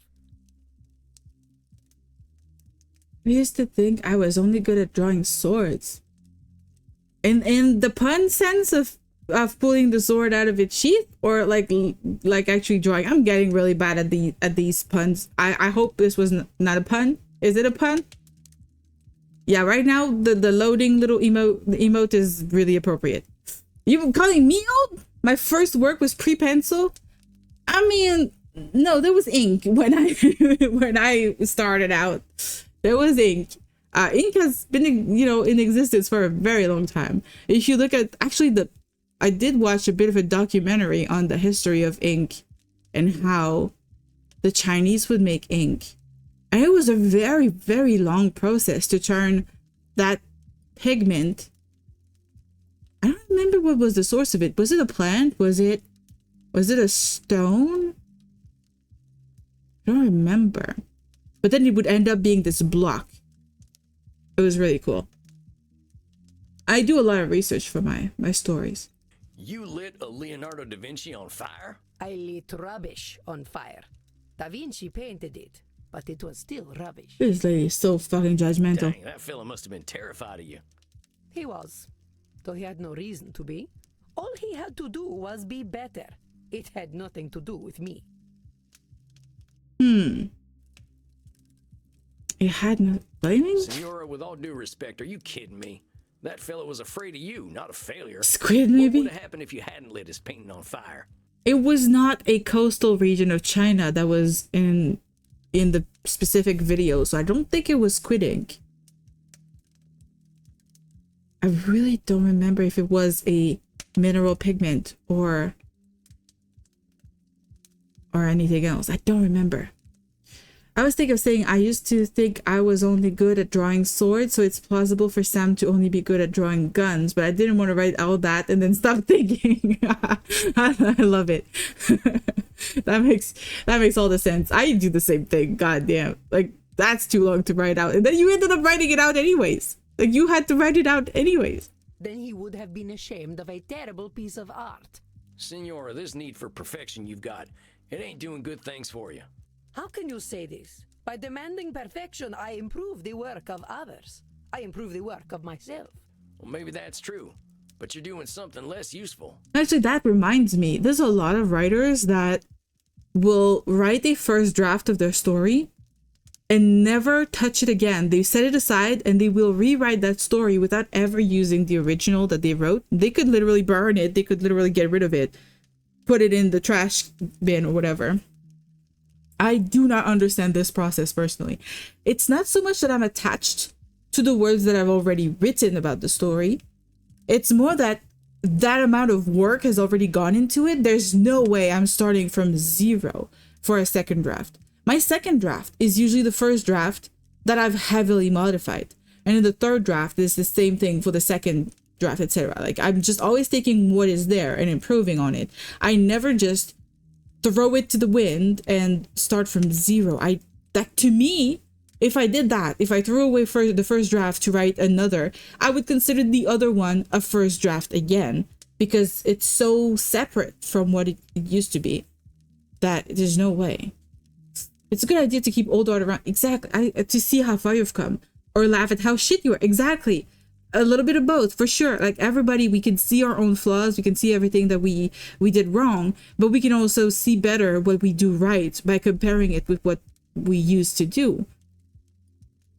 If you're drawing circles and you're practicing for months and months to draw circles until you draw a perfect circle, then seeing all of the failed attempts that came previously is literally just seeing all the hard work and the dedication you put to the crafts. I think it's important to keep all the old stuff. What is that? You're terrifying. I think she is terrifying everyone. Dating opportunities, this has nothing to do with anything. You're promoting unrealistic standards. I mean, this one is a bit accusatory and this one is a bit kinder, softer. I'm gonna say this. Signora, your standards are way too high. There ain't no way anyone can reach them. So you keep saying. But there is nothing wrong with setting a high standard. The problem is the low standards of others. I have a feeling we're gonna have new patients at some point, because it makes no sense that we now have 2 patients that have graduated, right? Officially, our actor has graduated because he says he doesn't need our help anymore, and Dr. Drayne has now graduated. We still have her, and she is nowhere near graduating from therapy. She is still very much stuck in her ways and unhappy about it. Same thing for Medi. I think we're gonna have new patients. I don't know if that's just a thing, but I think that's the best outcome. Otherwise, Dr. Drayne and the actor, whose name completely escapes me, both of them are gonna have some sort of relapse, maybe, and we're gonna need to see them again. It is shameful to not strive for greatness. I will not tolerate your setting low standards. You will not disgrace my presence with shallow thoughts. Am I understood? Oh, my thoughts are going to be so freaking shallow around you, lady. The second you tell me I'm not supposed to do something, I'm doing the opposite. Yes, ma'am. No, wait, I meant to say... Dude, please. I think I'm going to be pretty happy with this drawing, though, if I don't fuck up the line work and coloring, but the sketch is looking good for my skill at least. That's great. That's what you got to tell yourself. You got to tell yourself, you got to see the good that you're managing to do. Like, I will show you the drawing I've been working on this morning. It's bad, but it's bad in a good way. Like, I intentionally tried to make it silly, but I you know, you're going to be able to compare and be like, yeah, you're much better than I am. You're gonna be able to see that you are so much more further along in the drawing world. It's a drawing. You'll see. I think it's going to be funny though. That's the point. I don't really care about the quality of my drawing. I'm doing it to be funny. That's it. I'm not enjoying the process either though. Like earlier you were saying you did not enjoy the process. I'm not enjoying it. I'm having a hard time finishing the drawing, but it's gotta be a thing. It's gotta be such a thing. Signora, I gotta be honest here. You're terrifying everyone. You're terrifying your artists, your family. We're supposed to tell her that. That's intense to say to a patient. Failure's a part of life. If imperfection's a mortal sin to you, ain't nobody gonna let you in on their imperfections. That's a good point. People will close off and not share their own insecurities with her. Not you, not your husband, and not your son neither. Ooh. How dare you? How dare you lecture me, peasant? Ooh, first time we see her, vampire face. How dare you suggest that I was anything less than the perfect mother to my Federico? You worm! Ho sputato sulla tomba di tua madre. Vi maledico ai livelli più profondi dell'inferno. Okay, so she says, spit on the grave of your mother, curse your life to the most profound part of hell, I think. My Italian's not very good, but it's very close to French, so it helps. Federico loved me. He knew that I knew what was best for him. Pull out your cognitive distortions now and I will tear your head from your neck. I think our friend, Mr. Lion, needs to come and help us here and save us from her. I don't think we're able to handle her. She's older and much stronger than Sam. I ain't never said Federico didn't love you. All I was saying was... You're asking to die. Fool. You presume to tell me what I know. You, a common murderer. You who can barely speak your own language. Ooh, she's judgy. I demanded perfection from my Federico so that he would not end up like his father, a degenerate leper whose penis hung by a thread of putrescent skin. She is scary. I do not tolerate imperfection. Not from myself, not from this world, and not from my son! I think it's a control fallacy that she thinks that her intolerance of imperfection creates perfection. You know what, yes. Signora? If you want to have that kind of control, you're gonna have it all by your lonesome. Yeah. I'm trying to help you, and you're screaming at me. Why? Because you can't stand being wrong? If I'm too scared to talk to you, what the hell are we doing here? What do you want me to do, lie to you? Yeah, I'm a therapist. I'm not supposed to lie to you just so you feel better. I'm supposed to help you. Confront you a little bit in your things. And you need to not be so defensive or aggressive. In this case, pretty aggressive. I ain't gonna do that, Isabella D'Este. If you're looking for He's got balls though, goddamn. And that ain't me. Yeah, he's just saying the truth to the face of the woman who's about to rip his head off. I'm sorry. Oof, okay. She comes. So sorry. I know you are right. Oh, Federico, what have I done? He has a gun. I know, but he's a therapist. Should he pull out a gun on a patient? I don't think he should even have a gun in this setting. Like, if you have a gun as a therapist going into an appointment, you're a threat to your patient. It's kind of scary. Hey, it's okay, Signora. Yeah, calm down, Signora. Everything's gonna be fine. He barely spoke to me when he came back from the Vatican. Every time I asked him how he was, he would say, "I am fine, mother." Of course he knew better than to talk to me. His father never did. No doubt it was I who drove them into the brothel. She's blaming herself. Oh, it's not Isabella is assuming her husband's decisions were entirely to do with her, but he was a human with his own mind, however flawed. Control fallacy? I think Okay. that's simplifying things a little, Signora. Your boys made their own decisions.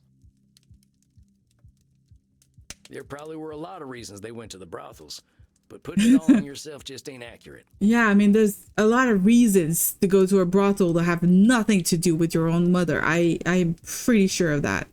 Never been to one. Pretty sure. The main attraction of a brothel is not just to disobey your mother or your wife. You couldn't read their minds or control their behaviors. Yeah, you don't have control. Perhaps not. But I am certain their whores did not criticize them as I did. I was only trying to make them demand better of themselves. Why did the world punish me for this? I read my Wikipedia page, you know. It was full of lies and slander. No doubt this is how history remembers me, with slander I have earned. Each of these people that we're addressing have a Wikipedia page about themselves. That's kind of interesting. I read that Wikipedia page too, Signora. And you know how I read it? The people are in awe of you. They call you the First Lady of the Renaissance, you know. Ooh. This only proves that Machiavelli was right. That if one cannot be loved and feared, it is best to be feared. Ooh. I mean, I don't think it's possible to be loved and feared. It's one or the other, isn't it? I can't even think of an example of somebody that is both loved and feared. I think you're a little too down on yourself today, Signora. Yeah, she is. She did say she was sensitive when she came in to the office. But here's what I think of Isabella D'Este. Yeah, she's ambitious. You're ambitious as hell. From what you told me, it sounds like being a woman in your time wasn't an easy thing. Not an easy thing in most times. But you proved you were capable of anything, and people had to respect that. Hell, you even ran your own city. You're gutsier than any man I've ever known. Oh, he's... I am not sure I like this gutsy word Gutsy? very much, but I suppose I did well for my time. Yeah. Signora, you did well for any time, believe me. And she is caring. You know what? You come off as pretty harsh. I think we can agree on that. But you're a caring person. Yeah, there's a reason to the center of all of it. That is because she cares that she does everything she does. You want the best for the people you care about, no matter how hard it is on you. You literally gave your life to care for your family. No one has ever called me a caring person before. And yet it is true. Am I wrong? Going through death for family seems like you care a lot. A little too much, perhaps. Yeah, probably. I ain't gonna disagree with you there. And she's smart. You are so dang smart, Signora. I don't think people these days get an education like yours, and you took it seriously. You know about art, music, philosophy, religion. Of course, I know much about physics, biology, and mathematics as well. Do not think me simply a woman of the arts. See what I mean? I'm only 200 some years old, and I think it's gonna take me another 200 to know half the stuff you know. You should be proud, Signora.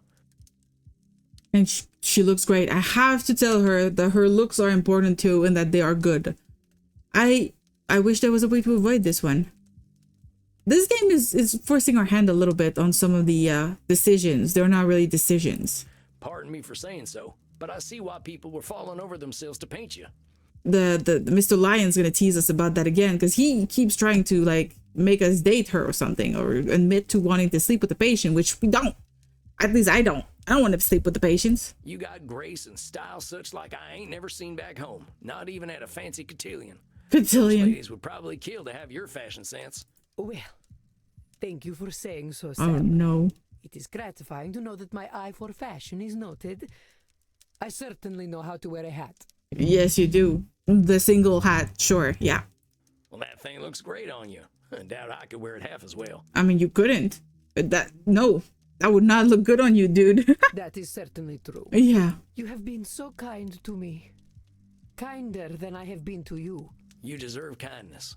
And you deserve to give yourself some kindness too. That's the thing. She needs to learn to do it for herself too. Like somebody else doesn't need to be there to tell her she's amazing. She needs to think it herself. No one has ever spoken to me the way you do. Sam. I cut too quick. I know I am old. I know I am difficult. No, you're not difficult. But would you ever consider a woman such as I? No, you're a patient. Oh, how do I turn down a patient without them feeling bad? God damn it. She thinks I flirted with her. Signora, I'm here to help you on your personal journey. Let's not complicate that. Is that a good way to turn her down? I don't know. Of course. I am just being foolish. I am so used to people being afraid of me that, of course, I fall for the first person who is not. Oh, poor lady. I'm so sad now. Shit. Signora, I think if you can learn to give people a little room, they're gonna adore you. What if they see me as weak if I am gentle? What if my bearing was the thing that earned me respect? I do not wish to be discarded and ignored like so many women of my time. Oh no. Catastrophizing. Signora, I don't think anyone could discard and ignore you. It's like superpowers. Exactly Just fade into the background, you know. therapy speech. Just throwing it at the enemy. I mean, at the patient. You're pulling back a little and letting people make their mistakes doesn't make you weak. And it definitely ain't gonna make them discard you. I'm a pretty gentle fella. You don't think I'm weak, do you?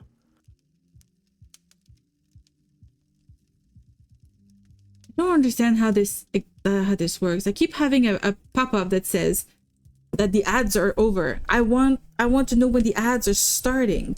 I set up a bot to tell me when the ads are starting so I can warn people and take a little break. And I cannot do it because the pop-up is not working. The bot is not working. Well, I guess tomorrow I'm finishing the other secret reward and I'm gonna have to look into that. I thought I was gonna go shopping tomorrow, but nope. It's gonna be a rest day, edit day, and the bot setting day. I don't know how I'm gonna do that. No, I do not. So don't go thinking you are, all right? I'm not saying you gotta be meek, Signora.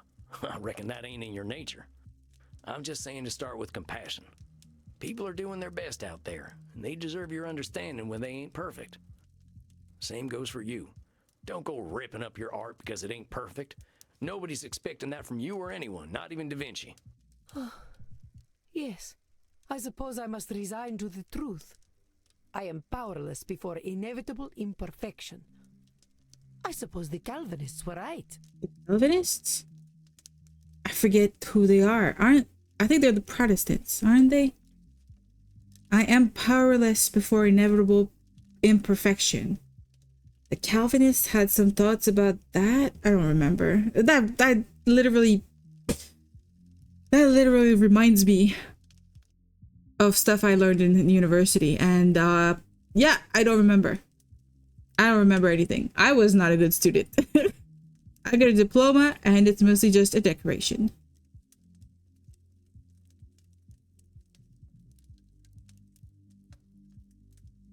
Again, catastrophizing, isn't it? Signora D'Este cannot dominate. She sees herself as having no power.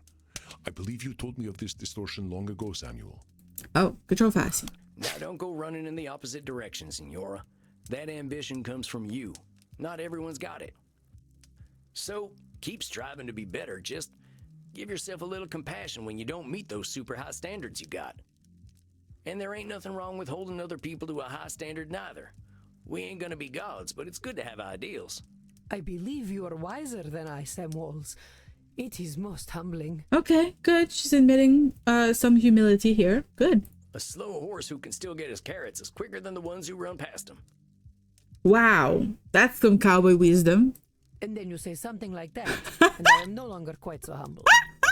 I love this girl. Don't be humbled by me, Signora. I'm a simple man, just a more honest one these days. Look, let's remember what brought you in here in the first place. You saw that Space Wars movie and all its problems, right? I want to give you a challenge. I want you to find a piece of art to like. Yeah. Don't hate art. If there's something you don't like, don't watch it. Don't look at it. Don't go to the museum to go and hate art. Don't spread hate. Find what you do like. Enjoy it. That's what I do. Anything. A painting, some music, a movie, heck, even a video game. And you enjoy that thing for what it is, not hate it for what it isn't. God, I don't see her playing video games anytime soon. Video games are not art. There's the art. What the fuck, lady? What the fuck? Hate watching the right way is pretty fun though. I mean, I don't hate watch, but I do watch old horror movies to laugh at how bad some of the stuff in them is. but I don't hate watch. I watch out of curiosity. I watch to be informed about things that, you know, the general people are all like up in arms and angry about. So like I watched Twilight for that reason. I was like, okay, what is it? Why is it being this, you know, discussed everywhere, and people are just either, you know, 100% into it or 100% against it. Like I had to know for myself, but I don't think it was hate watching. What kind of hate watching do you mean, Mr. the Juice? What kind of situation do you think you could do hate watching in? I'm not sure I understand. Do you know that, Signora? I bet there's lots of video games with redeeming value. One of my clients plays a whole bunch of them. I do not think they are for me. Yeah, no, I don't think they're for her. Well, fair enough. Just find something, and we can talk about it next time. You can use the internet. I hear it's full of lists of things people like. God, yeah, probably. Very well. I will do this then. Funny for a guy who does not use at all like the internet, doesn't fully understand video games and computers. He has spent a lot of time on Wikipedia looking up his patients. So he knows at least the basics of the internet, how to do a search, how to read a web page kind of thing. Sam, thank you for being so kind to me. Well, I'll thank you to join me in being kind to you, okay, Signora? I'll see you in a few weeks. Yeah. Yes. Well then, goodbye, Sam. Until we meet again. Adios, Signora. Okay, so we're seeing her again. We're not done with her. Confession of love from the First Lady of the Renaissance. Yeah, that feels awkward. Oh, shucks, she ain't in love with me. I know, I am teasing, but I am impressed, Samuel. You warmed her dead heart. Warmed her dead heart.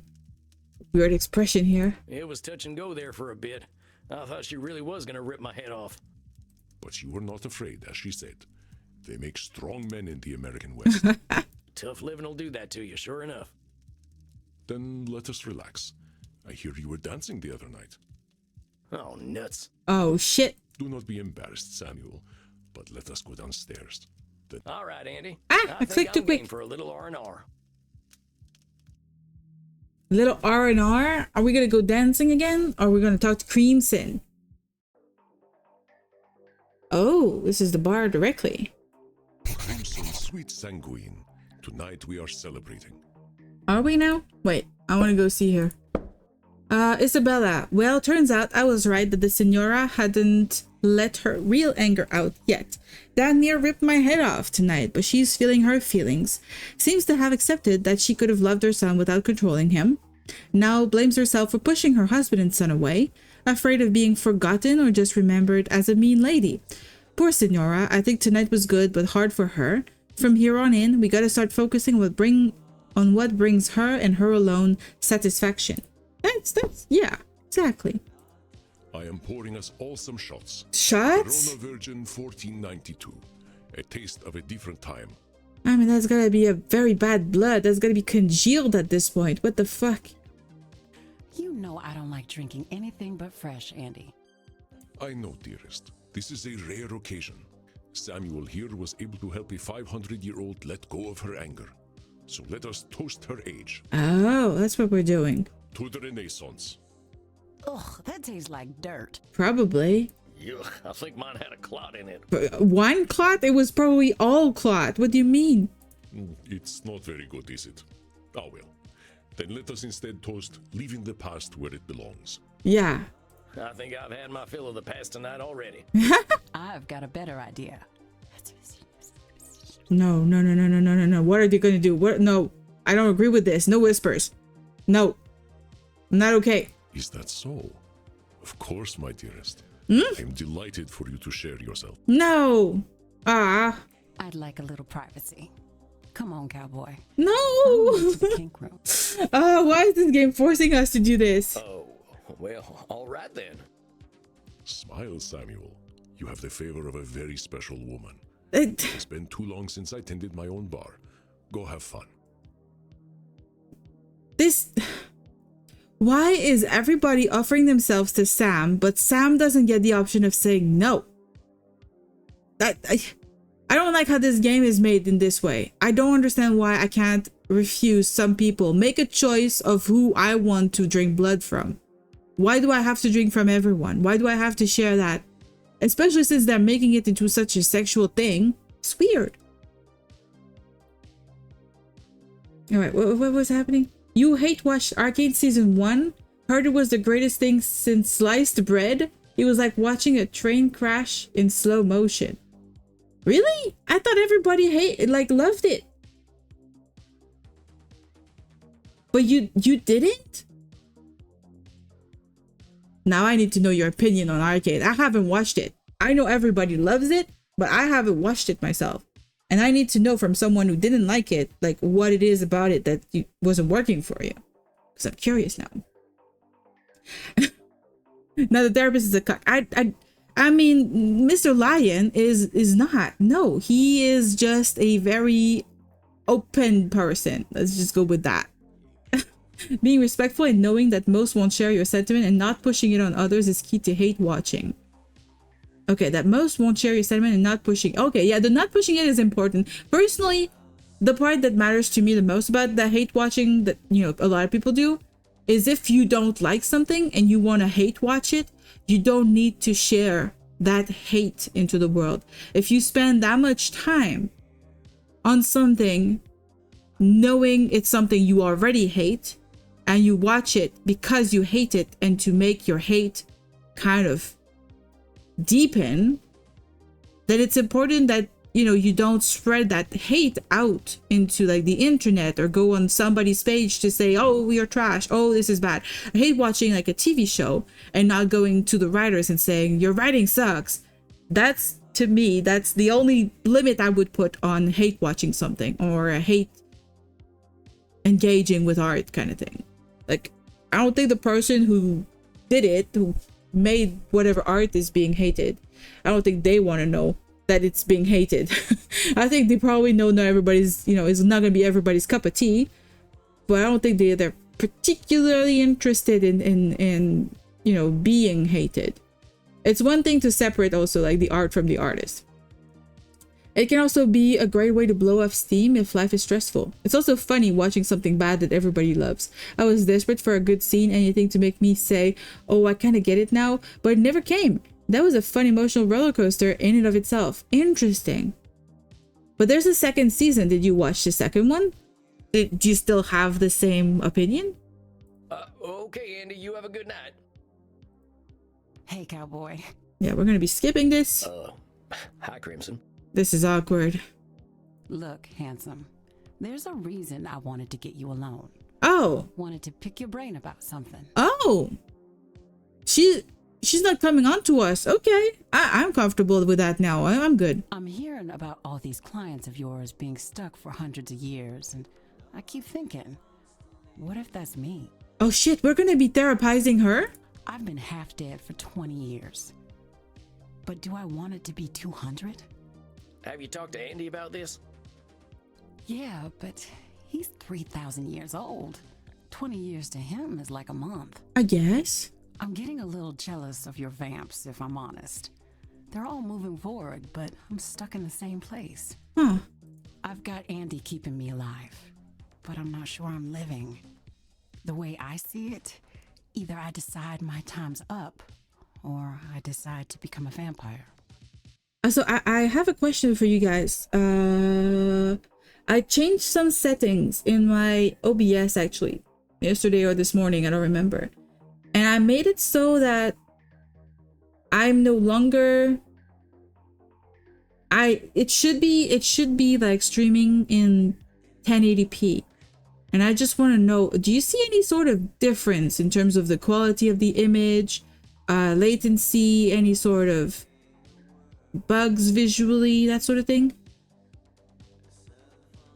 And then I'm going to read what you're saying, Mr. The Juice. To explain why it would take too long, but two terrible parts are the weird focus on politics.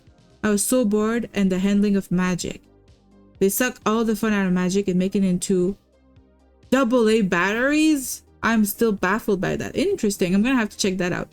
The politics part, personally, I usually am really into that. The second you bring any sort of like political intrigue, that sort of thing, that would interest me. So I'm curious to see how they handle it. But it's interesting to see that they might have not handled it really well if you were that bored. You haven't noticed anything? Okay, well, well, we'll see if that was a good choice on my part, because if you don't notice anything, it might take more from my computer to be able to do that. So maybe it's not the right move if it doesn't make a difference. But I'll have to tweak a little stuff later. So I wanted to ask, what's your favorite thing about living forever? Oh shit, we're not gonna be therapizing her. She's just asking a question. What you missed? I don't know what you missed. And why is the therapist a cock? Because she is dating our therapist, so Mr. Lion, Andromachos. I'm fucking up his name every single time. That guy is dating her, and now she asked her, pretty much her boyfriend, if she could come with us in the kink room to do stuff, and he agreed happily that she wants to be shared and that she would be interested in Sam. So that's why Mr. the Juice said that. But I don't think it's the case. I just think Andromachos, having lived 3,000 years, is not really attached to people the same way most people are. You haven't watched the second season. I'm kind of scared it will be good or bland. I want it just as terrible as the first season. I hope the same writers are still working on it. I think that's the case. I think it's following in the same vein and it's the same writers. Personally, I find that most TV shows, most series and movies and anything, the first one is usually the best one. It's rare that I find a sequel or any sort of series gets better with time. I say that, but I'm quickly reminded of The Wheel of Time, which I loved, which was on Prime. Third season is an improvement in every way, shape, and form of the first two seasons. And then they stopped producing it. They have announced that they are canceling it, and I'm so pissed off. It's really sad.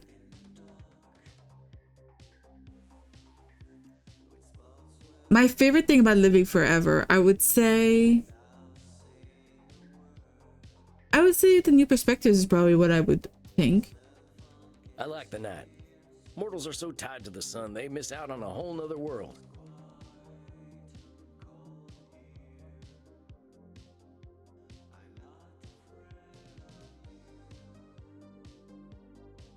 Breaking Bad. Wait. Yeah, but you can only really go up or stay the same place in this show's case, in my opinion.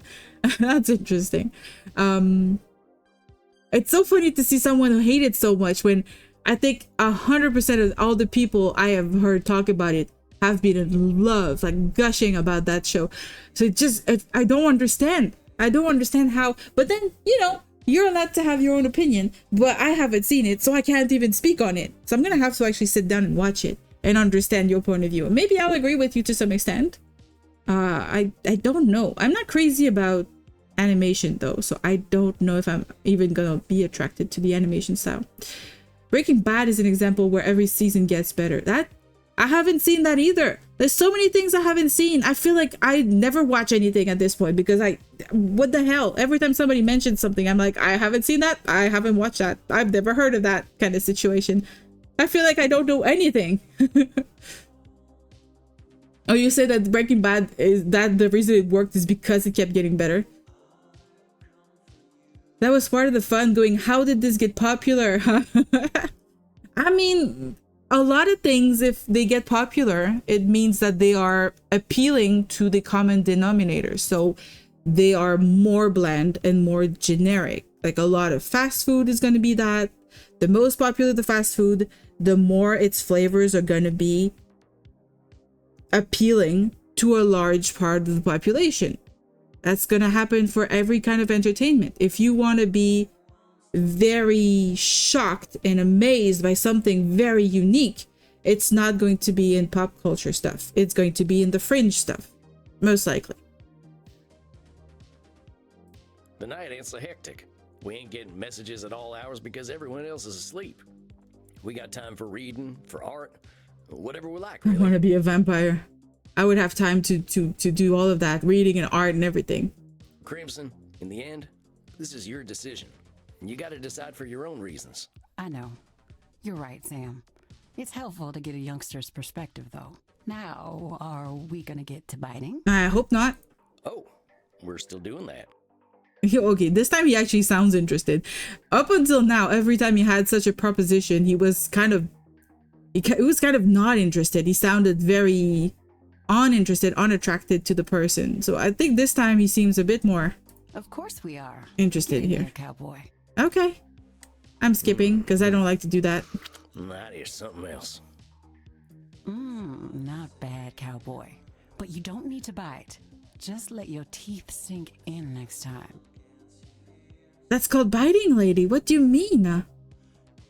If your partner is relaxed, they'll just slide right in. Is that supposed to have a secondary meaning here? I think it does.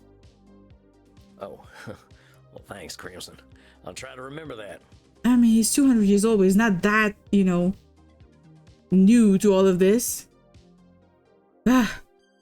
The only criticism outside of my own on people hating on Jinx for fucking everything up, and while Jinx is boring, I don't have that problem with her. I find that in a lot of popular media, if there is a female character and they for some reason do something that people would not do, that they think that in their shoes they would not do, that woman tends to be vilified. That tends to be a very big thing in a lot of media. And people don't realize that when you're in certain situations and you're not thinking straight, sometimes you don't make the ideal decision, and that does not make the character less good, less interesting, or less, you know, how do you say it? Less of a main character kind of thing. But I don't know the exact situation with Jinx. I don't think I got any sort of spoilers for that show, so I don't even know what it's about. I don't know the storyline. I know nothing other than the graphics are gorgeous from the pictures and the fan art I've seen for the most part. Bet you're pretty sleepy now, huh? Well, yeah, now that you mention it. Go get some sleep then, cowboy. And Sam, thank you. I'm glad you're around. Oh, Crimson's being so sweet. Where else would I be? I'm glad to be of service, ma'am. You have a fine evening.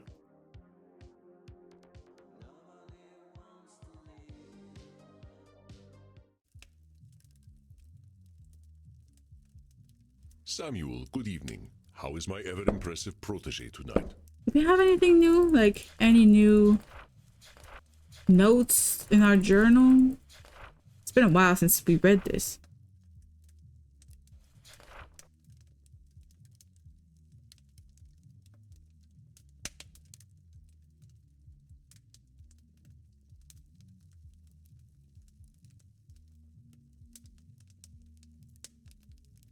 I think this one is new. Yeah. Golly, what a month.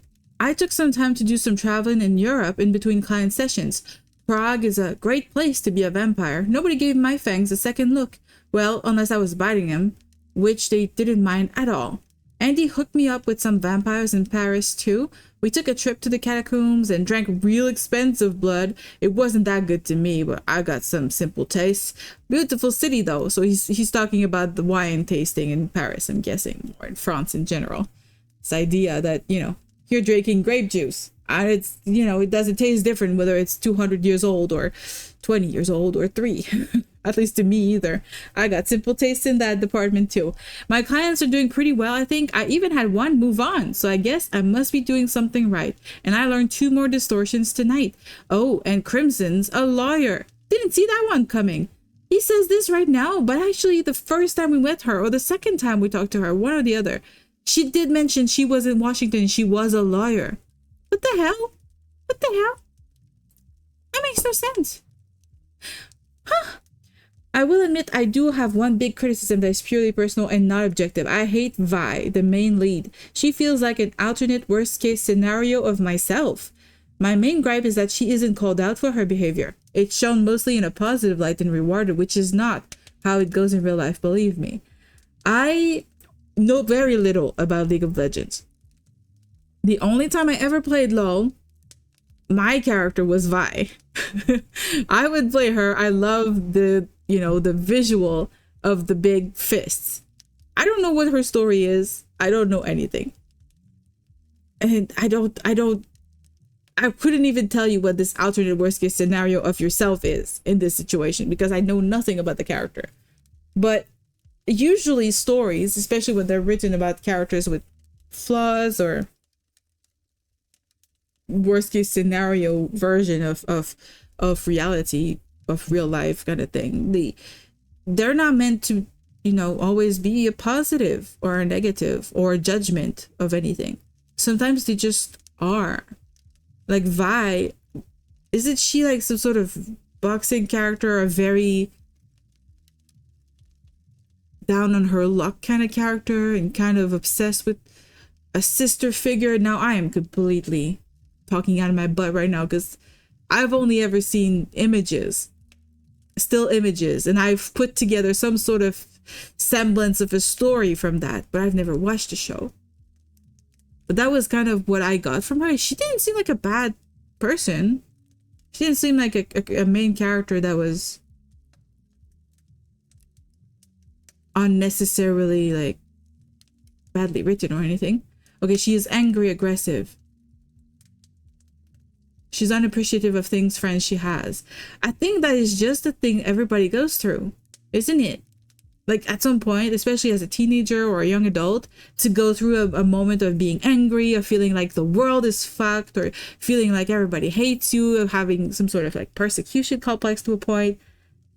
I think she's got a lot of bad shit happen to her too, so I understand where she's coming from. Like I've seen a lot of images where she looks like she's got beaten up or like things were really bad for her. And I think it's something you're supposed to grow out of. Is it something that she does grow out of? Does she become more appreciative of things and people in her life? Or is it like she stays the same and she never really evolves as a character? Because definitely there's something to be said about a character that doesn't evolve. I can understand not liking such a character quite as much.